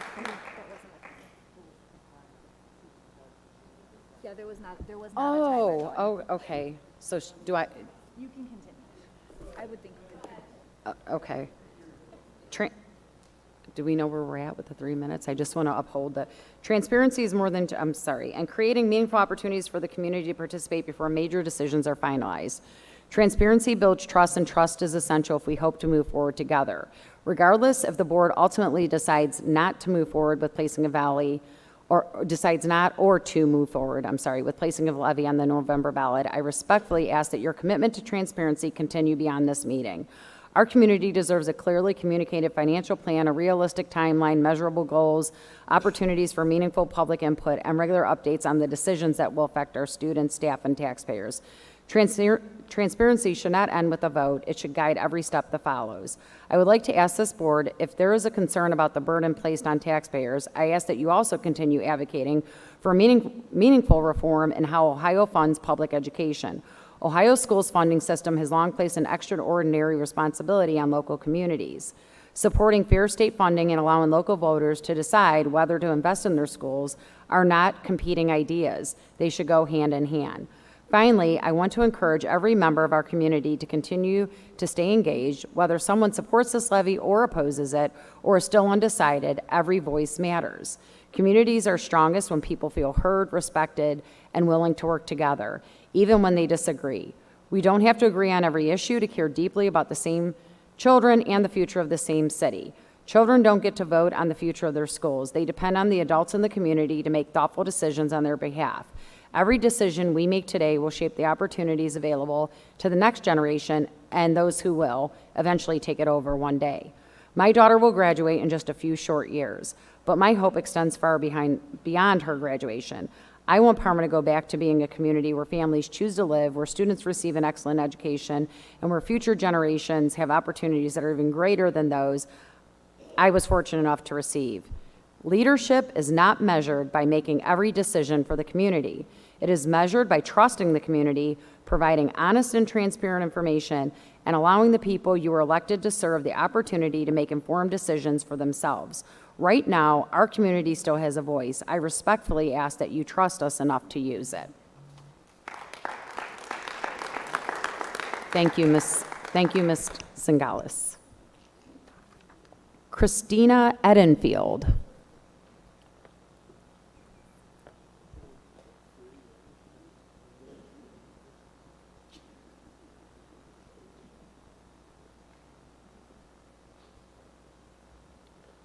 Christina Edenfield, 859 East Hillsdale Avenue, Seven Hills. I've been up here before. My son goes to Page, and we can't pass the levy, so that's going away next year. I'm usually a yes voter on the levies, obviously. I want my son to get a good education. They're going to have to cut, you heard the guy earlier, all the things he looked into that will end up getting cut because we just can't afford it. But it's the levy choice of an income tax is awful. And I say that because it hurts middle-class families. I can't afford to pay 3 times the tax I'm paying on my property tax. People are saying they can't afford the income tax. They can't. They literally cannot afford it. I shouldn't be paying the tax burden of people that already got their education paid for. I do think, though, that the real problem is voter turnout. We have really low voter turnout, and if we worked harder on getting those voters in and understanding what's going on here, maybe we would get that yes vote. We also have new families that come in every you know, all the time, right? I mean, you have new people moving into the district, people leaving the district. That doesn't mean because 11 years they voted no, that we can't have a reason to vote yes this year. And, you know, that's our democratic process. We should have the ability to vote. Whether the answer is yes or no, that needs to come before the people, and we need to vote on that. I barely made it to this meeting. Thank you for making it 5:30 and not 5. I've been trying to say this. I've been wanting to say this for like weeks, but I can't get here at 5. I have an infant that's 6 months old that's going to go into this horrible mess of a city in 5 years. The school district, if we don't pass a levy, and I work till 5. So how am I going to get here? Even if I were to come here and pass it in mid-meeting, I don't know how I'm supposed to be able to get there in time to talk. Thank you for passing a resolution to allow people that got here at like almost 5:30 to still be able to talk past the half-hour mark. See, not everybody voted yes for that. I think when you say that you want to listen to people and then you don't actually vote that way, your actions speak louder than your words. So, just saying. But yeah, the voter turnout is the real problem, and I don't. Also, this meeting, like, the vote is today. We have to put this on the ballot. Why was this meeting not happened like months ago? That's it. Thank you. Thank you, Miss Edenfield. Okay. I really quickly, I just want to tell you, I do understand, and we have heard before, the struggles with time. And unfortunately, you know, I've been in the district for over 20 years, and I've seen Board of Education meetings at 7 o'clock. I've seen them at 5 o'clock. I've seen them at 6 o'clock. It's really impossible to know what is going to be able to work for everybody. We do try our best to get, you know, that involvement and to be open. So I do understand your concerns that it took you a while to, you know, to be able to get here, and I'm glad you made it. Did you want to respond to, I believe there was a question at the end about the timing, and this keeps coming up, and I'd like it to be addressed. Yeah. So we do have to get our both resolutions, Resolution 1, Resolution 2, and the certification from the state to the Board of Elections by August 5th. But if you do a school district income tax, there's a 100-day rule, which means you have to get it it has to be certified. You have to get it to the Department of Taxation by July 29th, I think, or July 28th. But it falls on a Sunday. So would they accept it on the next day, or are they going to be strict and saying you have to get to their office on July 26th, which is Friday? Is it Friday? 24th, I'm sorry, the 24th. So it should be the 24th is the date that we have, our final date, because that's the 100-day rule for the Department of Taxation. The 100 days falls on whatever the Sunday is. I said the 29th, but it might be the 27th. And that's why there's discrepancy in the two dates. It just, if it was a regular property tax, then it would just be August 5th. But since it's a school district income tax, the 100-day rule applies. Does that make sense? Yes? Okay. Thank you, Mr. Nucio. Nicholas Pierce.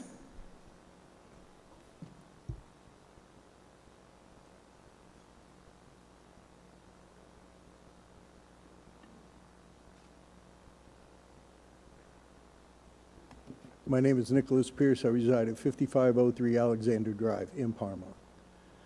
I don't want to be redundant on what everybody said already, transparency, but one thing I do agree with is Mr. Reyes and Mr. McCoon. I don't believe we need an audit to show everything is where it's supposed to be. I think we need a forensic audit to find out exactly what's going on. A lot of these people have no idea where this money's going. You can sit there and look at it. If you don't understand it or it's not broken down, it does no good. I am in full support of the children here. I coached at Parma Hockey Association for 12 years. A lot of these children have already since graduated and went on to employment. One is a firefighter that I know of. He was one of my best players. I've coached from mites to bantam. And I am not against the pay-to-play in sports. A lot of those parents had less to do with money, but managed to put all their children, some of them 5 or 6 in a family, in Parma Hockey Association for the years. And it's not cheap. We're talking over $1,000 a year to play. So that would be one way that we could resolve some of this issue. I know a lot of people aren't going to be a fan of it, but reality is what reality is. I think we need to go back to brass tacks and start these things all over again to get these passed. I am not a fan of a levy. It does not include everybody. There's a lot of children in homes that rent that are not affected by this. I would be more inclined to look at a school district income tax which includes everybody. So everybody pays a fair share. Property tax was, in 97, DeRolf versus the state, was ruled unconstitutional, but yet we still do this today. And I don't know how. There's got to be other ways. I hear about teachers being let go, student programs being cut. What I don't hear is about upper administrative salaries being cut, over-bloated salaries. Excuse me? Can you please direct, I'm sorry, you have to talk to the board. Well, I don't need... I understand that's been going on all night, just if you could. But I think some of that might be looked at. You know, I'm not saying they don't deserve it, but we need to trim the fat where we can. And the school district income tax would be more likely to be passed, I think, because now you got renters with children paying their fair share instead of putting the burden on the homeowners and also the seniors, which I'm close to, they're getting taxed out of their home. And thank you for allowing me to speak, Ms. Sebastian. Thank you, Mr. Pierce. And last, we have Robert O'Donnell.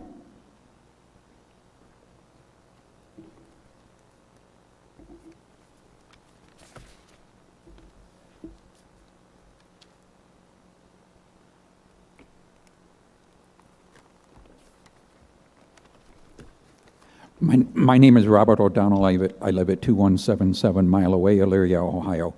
I would like to commend sorry about that. I teach at Normandy High School as a business and computer science teacher in the career and technical education program. I love teaching in Parma City School District at Normandy High School, and I'm proud of our students and teachers who always put their students first. We have many options to make sure our students are successful graduates. This year at Normandy High School, our graduation rate was 100%. According to Mrs. Urban, and I talked to her yesterday. If we do not pass a levy and programs are deleted, my question is, will we be able to continue at this rate? We have administrators, teachers, and students who have volunteered their time to make sure this happens. We have programs for all students, from those who are gifted to those who need a little extra help, and services to make them successful in school and life. I believe we need to put a levy on the ballot in November. I do not want our school district to go over the cliff, as Dr. Hunt has stated at the last board education meeting. Sending a request to the new levy to determine how much money we will need to bring, I do not believe that will automatically say that we're going to put a levy on the board. If the board feels that the need to do a line-by-line evaluation of budgets, so they feel confident that there is total transparency and they feel comfortable in asking for a levy, this should be done immediately. In college, we would call this doing an all-nighter studying. The board has already committed to cutting $9 million over 3 years. This would still leave plenty of time to get our message out to the community and include them in the decision-making. I would like to commend Mr. Nuncio and Dr. Hunt for the work they have done and will continue to do to cut the budget by $3 million each year. I do not believe cutting an assistant principal from each of our high schools is a good decision, What effect will that have with having one less principal? More discipline problems, longer for problems to be solved, burnout administrators, and frustrated teachers. Making the schools less safe, and our top priority should be school safety. I do believe we have a great superintendent in our school districts also. We need to work with the community by getting input from the community, staff, and government officials for all 3 cities. We need to consider staff morale. If we do not get the levy passed, I have heard little discussion about new contracts for teachers. Okay. Personally, I can respond as a teacher. I donate hundreds of unpaid hours each year to be an excellent teacher. As a teacher in my vocational program, I have had 100% passing at the end of the school year by the state. We are a 4 out of 5 school district. I had one student who placed 5th in the nation at the Capitol Hill Community Challenge. If we do not have teachers, excellent teachers, who I believe I am one, what will happen to my students?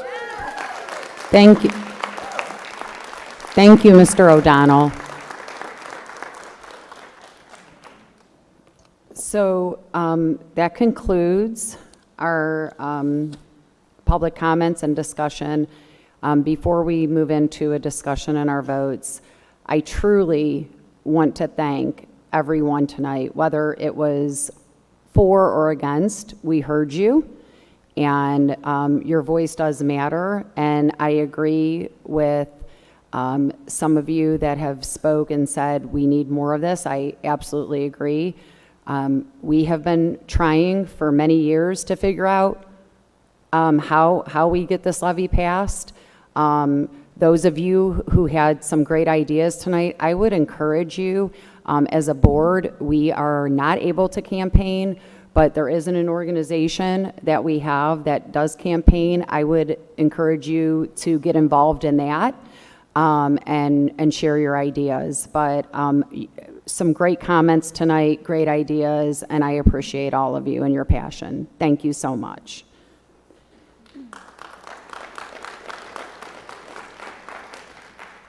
So I'm going to take it around and then see, we'll come back. Do you have? I have nothing additional to add.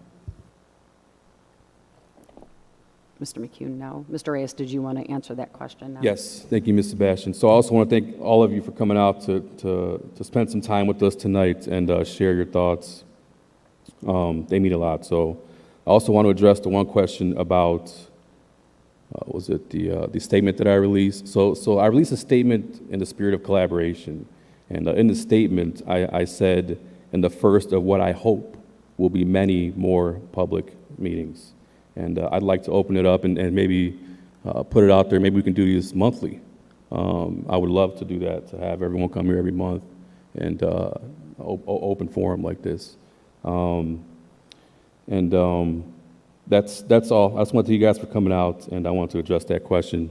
If there's anything else, like I said, we are public officials. I speak to people everywhere I go. I respond to emails. I will speak to anyone and everyone. I want to hear all your voices, whether you agree with me or not. I want to have respectful dialogue with everyone. So whether that happens here or in private, as an elected official, I don't think that it's to be expected that I can't speak with the public. So if there's any other questions, please let me know. Thank you. Mr. Reyes, yep. I appreciate your comments, I do. And you certainly should talk to everyone, and I appreciate that. But I think, as Ms. Kerpick said earlier, it puts the board as a whole in not getting the same information, right? So if you are having those conversations and bringing those back and discussing those with us, I'm certainly behind that and a cheerleader for that all the way. I think what was addressed tonight, and this certainly isn't as a means of an attack in any way, but it's not collaboration if I'm not able to answer those questions. So that question came to me tonight. I had no idea that question was coming, and I couldn't answer it because I didn't know about it. It was not in collaboration. So I hope that we can work towards that. I'm very willing to do that with you. And I agree with you. I would love to have a discussion with the full board about having monthly open forum meetings. Mrs. Sebastian, is it possible if we just acknowledge Mrs. Greenwald and ensure that her question was indeed answered, as we had, I believe, said we were going to circle back to that? I believe, was that the question? My question was more so, you stated in your statement that you voted no because you wanted. Mrs. Greenwald, could you come up to the mic? Thank you. My question was more so directed because you said in your statement you voted no because you wanted many more work sessions to discuss what this looks like and how are we going to do this, but we don't have that time. So I guess my question was more so, what does that mean, more work sessions, when we don't have the time to have more work sessions because we need to get stuff filed now? So that's where my question was going, sorry.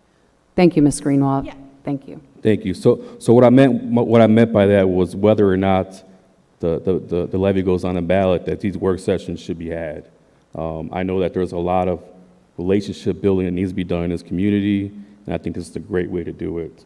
So whether or not the levy goes on the ballot, these sessions should be had. And really, on a monthly basis, I'm willing to set the dates tonight if you want to. So thank you.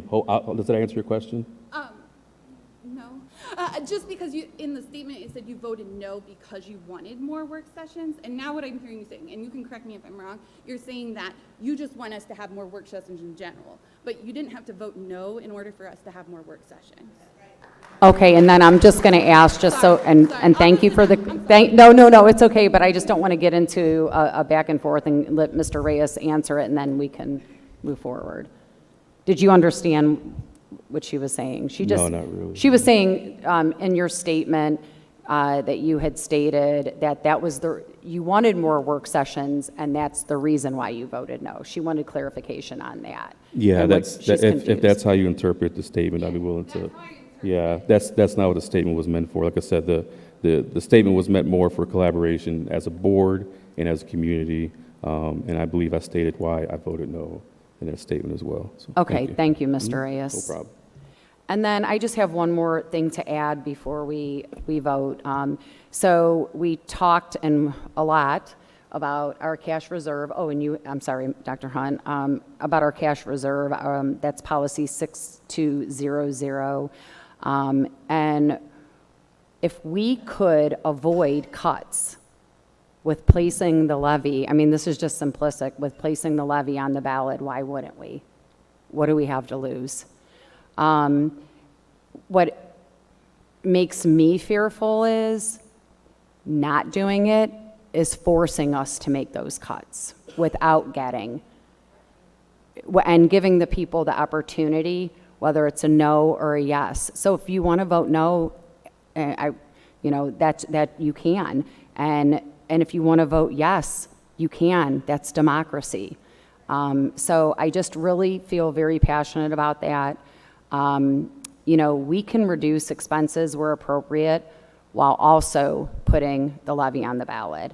And I really feel like, Ms. Kerpick has said this before, the question that's before us isn't whether we should manage our finances responsibly, because we have. It's been since 2011 since we've had an operating levy pass. The question is whether those measures alone are going to be sufficient to maintain the level of education that our students deserve in Parma City School District. And that's all I have to say. Dr. Hunt? Yeah, if I could, I just want to address the timeline issue on this. So we were up against this in November when I got here and the levy failed, and we're up against it now. So here's kind of the timeline. May 5th was election day, levy failed. We had a board meeting on May 7th. We weren't able to talk about putting a levy back on. We didn't even do the kind of reflection on what happened and what was the output on votes. And so the levy committee, when I speak, I'm speaking about the levy committee now. And we do have a committee, Partners in Education, and they run the campaign. So May 7th, we had a board meeting. We didn't talk about the levy. We had one other meeting in May, which was the 21st. We didn't talk about the levy. So it left us with June, 2 meetings, July, 1 meeting, and this special meeting. So when we talk about timeline, I wish we had more time. If we were able to support a levy moving forward, it would buy us the time. In fact, it would buy us 6 or 7 years if a levy were supported. We did a deep dive into the property tax issue, and it was apparent and clear that nobody wants an increase in property taxes. We get that. Nobody does. So that failed initially, and then we put on an school district income tax, because that is the only other innovative way to request money. Please don't be fooled. We can't go down to Columbus and ask legislators to give us money. There is no line item on the state budget to give public school districts money. They've been cutting our budget, changing the tax laws that impact our revenue. And when you don't have anything coming in, when you dip into your reserve, you run out of money. And that's where we are today. We're running out of money. And I guarantee that in '29, without new operating money, we will be in fiscal emergency, and the power you have as a board will be taken from you by a commission that will tell you what to do. In fact, they won't even tell you what to do. They'll direct the administration on what they're cutting and what it looks like, and you will have no say in it, and neither will you. That's why this is imperative, and it's going to impact 9,000 kids and their families.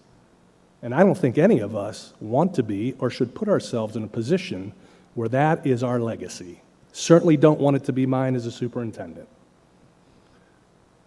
And so you have heard the voices of the community that showed up tonight to talk about this, asking the Department of Taxation for certification of collection. Doesn't hurt anything. If you want to vote no on putting it on the ballot, that is obviously your prerogative.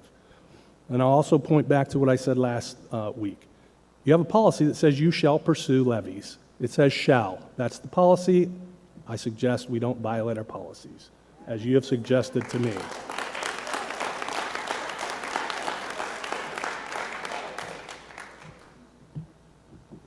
So as you think about this tonight and consider your vote, again, the treasurer, who's been quite transparent with the budget, a 5-year forecast, budget or finance meetings every month, a report to the board, and posting our information on our website. All of our finances are there for anyone in this community to look at and ask questions about. As a superintendent, working in collaboration with the treasurer, I've looked at the budget. I've been saying the same thing for a year in regards to our cash policy and what that reserve looks like and what happens when we are in the red. So we're recommending that you do this. And whether you choose to do that is now in your hands. Thank you.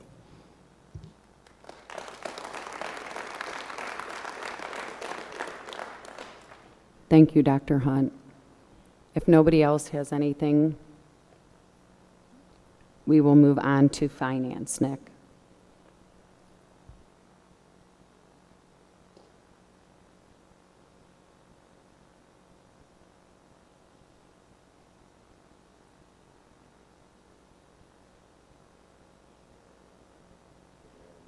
It's okay, it's buried in there. I move to adopt Resolution 2026-07-339, a resolution declaring it necessary to raise annually an amount for school district purposes and requesting the state tax commissioner to estimate the respective rates at which it would be necessary to levy an ad valorem property tax and a school district income tax on the earned income of individuals residing in the school district to produce that amount. Second. We have a motion and a second to adopt Resolution 2026-07. Does he have to read those separately? I just want to make sure they're the same resolution number. They're not? On mine, they're not. Oh, okay, I'm sorry. I have the same resolution number on both of them. Okay.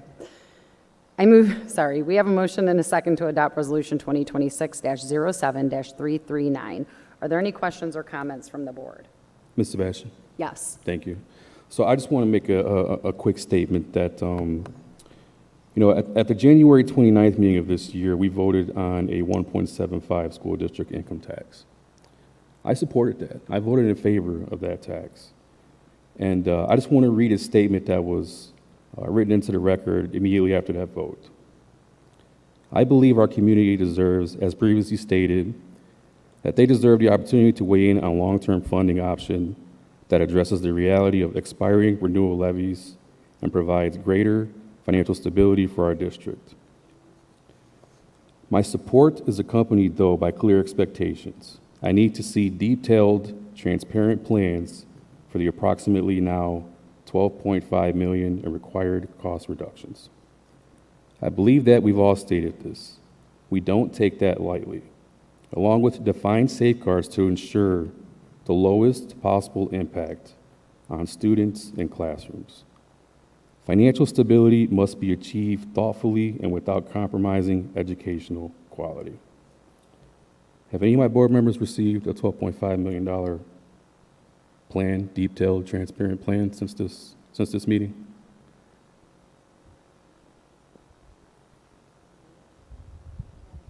I have. You have? I have. We all have. I'd like to see it. You I have. haven't seen it. I haven't seen it, so I just wanted to read that into the record and you know, remind everyone that I did vote in favor of the 1.75%. So. Well, you asked board members. Are you asking Dr. Hunt as well? I'm asking the board members if they received a detailed, transparent plan for the approximately now $12.5 million in required cost reductions. And I answered, I have. I have not. Why haven't I seen it? Mr. Reyes, I believe because you have a different idea of what cuts are and what being fiscally responsible is. This is pretty specific. It says, Can I? I'm sorry. No, go ahead, Ms. Sebastian. I'm sorry. I don't mean, I apologize. No, go ahead, Ms. Sebastian, please. That is what I believe the difference is we have. We committed to making $9 million in cuts, and that was with placing, I believe, with placing that levy on the ballot. And we still held to that. Dr. Hunt shared the beginning of that with us, with all of us, and he continues to do that. So yes, I mean, we have seen that plan. What I believe you're asking for is you want to see cuts. I think there's a difference between a plan and cuts. So maybe I need clarification from you. Yeah. So I was reading right from the statement. I need to see detailed, transparent plans for the approximately now $12.5 million in required cost reductions. And Ms. Sebastian, this statement was read into the record by you, not me, by you. And I said, I've seen it. I haven't seen it. Okay. So can I ask you why you're saying, I don't know what the point you're trying to make about me saying that. I'm saying I said that, and I believe I've received that. So I'm not understanding what the point is. If you could clarify. If you have the plan and you have it, why don't I have the plan? It's, okay, we need to stop from the audience. I'm sorry. Okay. That's okay. They're allowed to say that. Again, I'm going to clarify, because what you believe is a plan is actually you're asking for cuts. We are going to do everything we can to avoid those. Do you think that Dr. Hunt or Mr. Nucio wants to look at their teaching staff and tell them that they would have to cut 148 teachers? That's not something you want to put out there. So I'm telling you, yes, I believe in the superintendent, and I believe in our treasurer, and I believe to this point they have given me everything I need in order to move forward with placing a levy on the ballot. So your point about what I said is it's irrelevant. I'm just asking, it's really a yes or no question. I said yes 3 times. Okay, well, if you do have that plan, I'd like to see a copy of it too. That'd be great. Thank you. That's all I have. Thank you so much. Can we hold decorum, like we can all talk at different times? Let me recognize you first. So Mr. Reyes, are you done?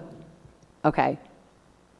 You had something to say, Mr. McCune? Oh, sure. It just seems really strange and non-transparent that you have something that is a detailed plan and Mr. Reyes does not. That's very concerning to me, Mrs. Sebastian. Oh, and by the way, I'm not done. I would like a copy of that plan emailed to me this evening as well. Thank you. May I weigh in? Yes. Without violating. I'm just gonna ask, I'm addressing everybody. I understand everybody's very passionate. I do. But everybody, we need to work together to get through this for the best interest of the 9,000 students in Parma City School District. We don't need personal attacks on each other. Let's keep our focus on our students. And I'm gonna address this one more time. I do not have a copy of a plan that my other board members, and I do not appreciate you waving your hand in my face. I also don't appreciate you continuing this mistrust that we're talking about is being perpetrated. There is nothing that I have or Ms. Kirpick has that they do not have. And I'd like to hand it over to Dr. Hunt. Thank you.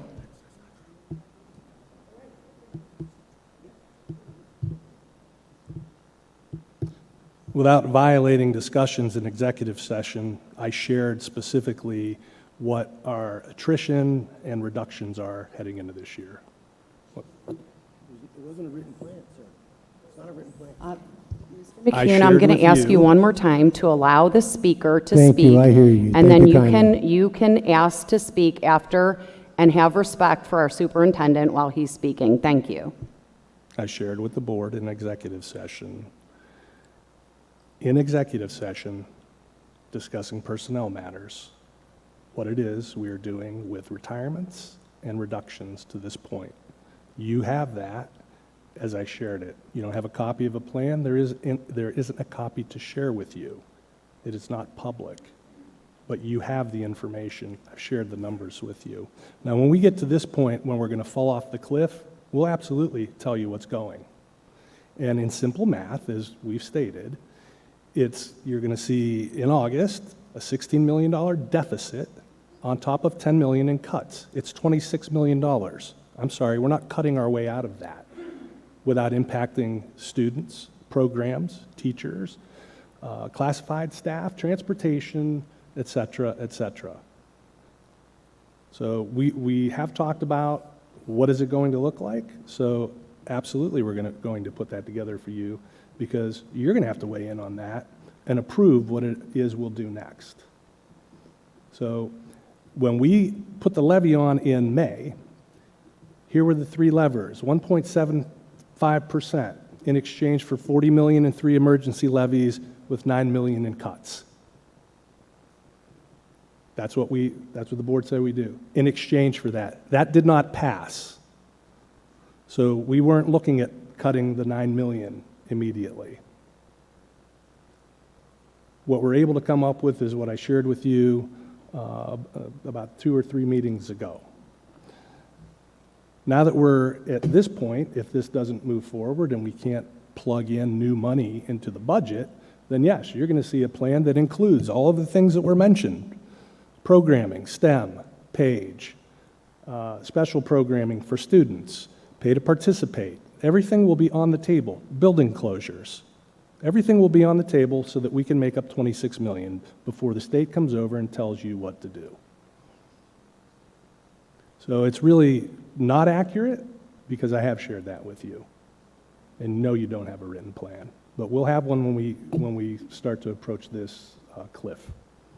And we can't really do that until we have this forecast done, and we've said that before as well. But we know the forecast is coming. Our consultants say 16 million and 10 million in additional cuts. That's what it's going to look like. 26 million out of 160 million or whatever budget, with no operating or revenue coming in. So we will have that for you. Thank you, Dr. Hunt. I think Ms. Kerpick would like to comment. Yes, thank you. I would like to say, yes, I do believe that we have heard a plan. We haven't had a written plan in front of us, step by step. I do agree, we do not have that in front of us. However, we have had conversations about this as a board, as a whole, as a board. So I disagree with we don't have a plan, because I do believe we have a plan, and I believe that's ongoing. We will have plenty of more conversations about this, Nick. I really do agree with how important it is to continue these community conversations as well. I think hosting these once a month would be great, and I think community input really plays a role in developing that plan and continuing to develop it. Thank you, Ms. Kerpick. Dr. Hunt, thank you for stating that. As many of you may not know or know, board members are bound to executive session, and there's things that we can't talk about in executive session. So I was not purposely trying to be vague. I'm not talking about executive session. I'm telling you about the procedures of it. And so I thank you, Dr. Hunt, for bringing that up. Thank you. I just want to see if anybody else had it. Sorry. Any other board members? Okay. Oh, sure. I'd like to add just a little something because we've talked about the Cleveland Public School District, and I'd like to remind everyone that, just a short time ago, a $20 million donation was made by philanthropist Mackenzie Scott. I bet you somewhere in these three communities there's very wealthy people that if we stop this ideology of we don't reach out for help, let's go. Let's get some help. Let's go. Let's do work. Oh, okay. Okay. Okay. So we will now. I know. I know you want to get to roll call, Ms. Kerpick. So I don't think we have any additional comments. Roll call, please, Mr. Nucio. Mr. Reyes. No. Ms. Kerpick. Yes. Mr. McCune. No. Mrs. Sebastian. Yes.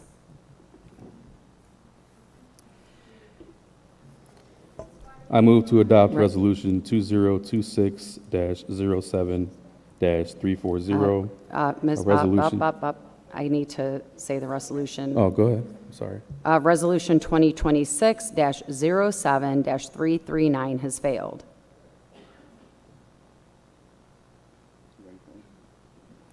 Thank you. Thank you, Ms. Sebastian. I move to adopt Resolution 2026-07-340, a resolution declaring it necessary to raise annually an amount for school district purposes and requesting the state tax commissioner to estimate the respective rates at which it would be necessary to levy an ad valorem property tax and a school district income tax on the earned income of individuals residing in the school district to produce that amount. Second. We have a motion and a second to adopt Resolution 2026-07-340. Are there any questions or comments from the board? I have a comment.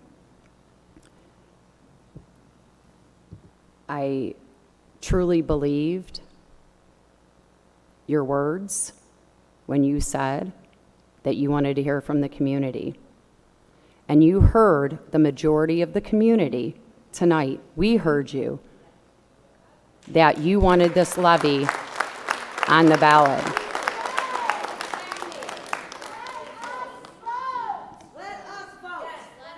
Okay. So all right, I understand. With that being said, if you truly mean your words, put action behind it. If you are truly meaning that you want to collaborate with the district, then get behind it. Are you willing to say no to every student? Like, and tell them they don't matter? Okay, so, Anybody else? Nope. Okay. Roll call, please, Mr. Nucio. Mr. Reyes. No. Ms. Kerpick. Yes. Mr. McCune. No, and mark my name down in the record books. Mrs. Sebastian. Yes. Resolution. Roll call, please, Mr. Nucio. I'm sorry. I'm sorry. We you failed. gotta say it failed. We did. Yes, I know. I can't. Resolution 2026-07-340 has failed.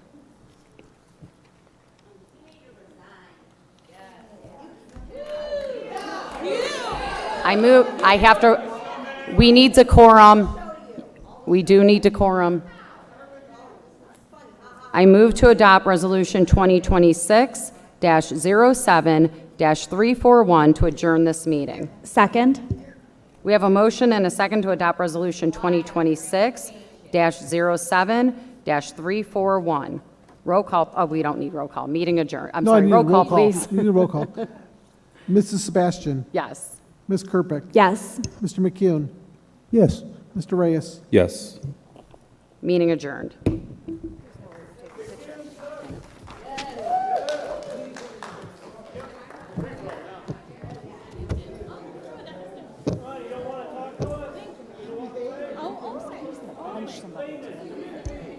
Just give me 1 second. I just need to leave about a couple. No, Are you busy? Do you want to stand with me? Actually, Come here. I came halfway. Come on. I came halfway, lad. Aren't a joke. Our kids deserve better You're than this. out of line. And this. Pete, you're out of line. And whatever else. Your head nods.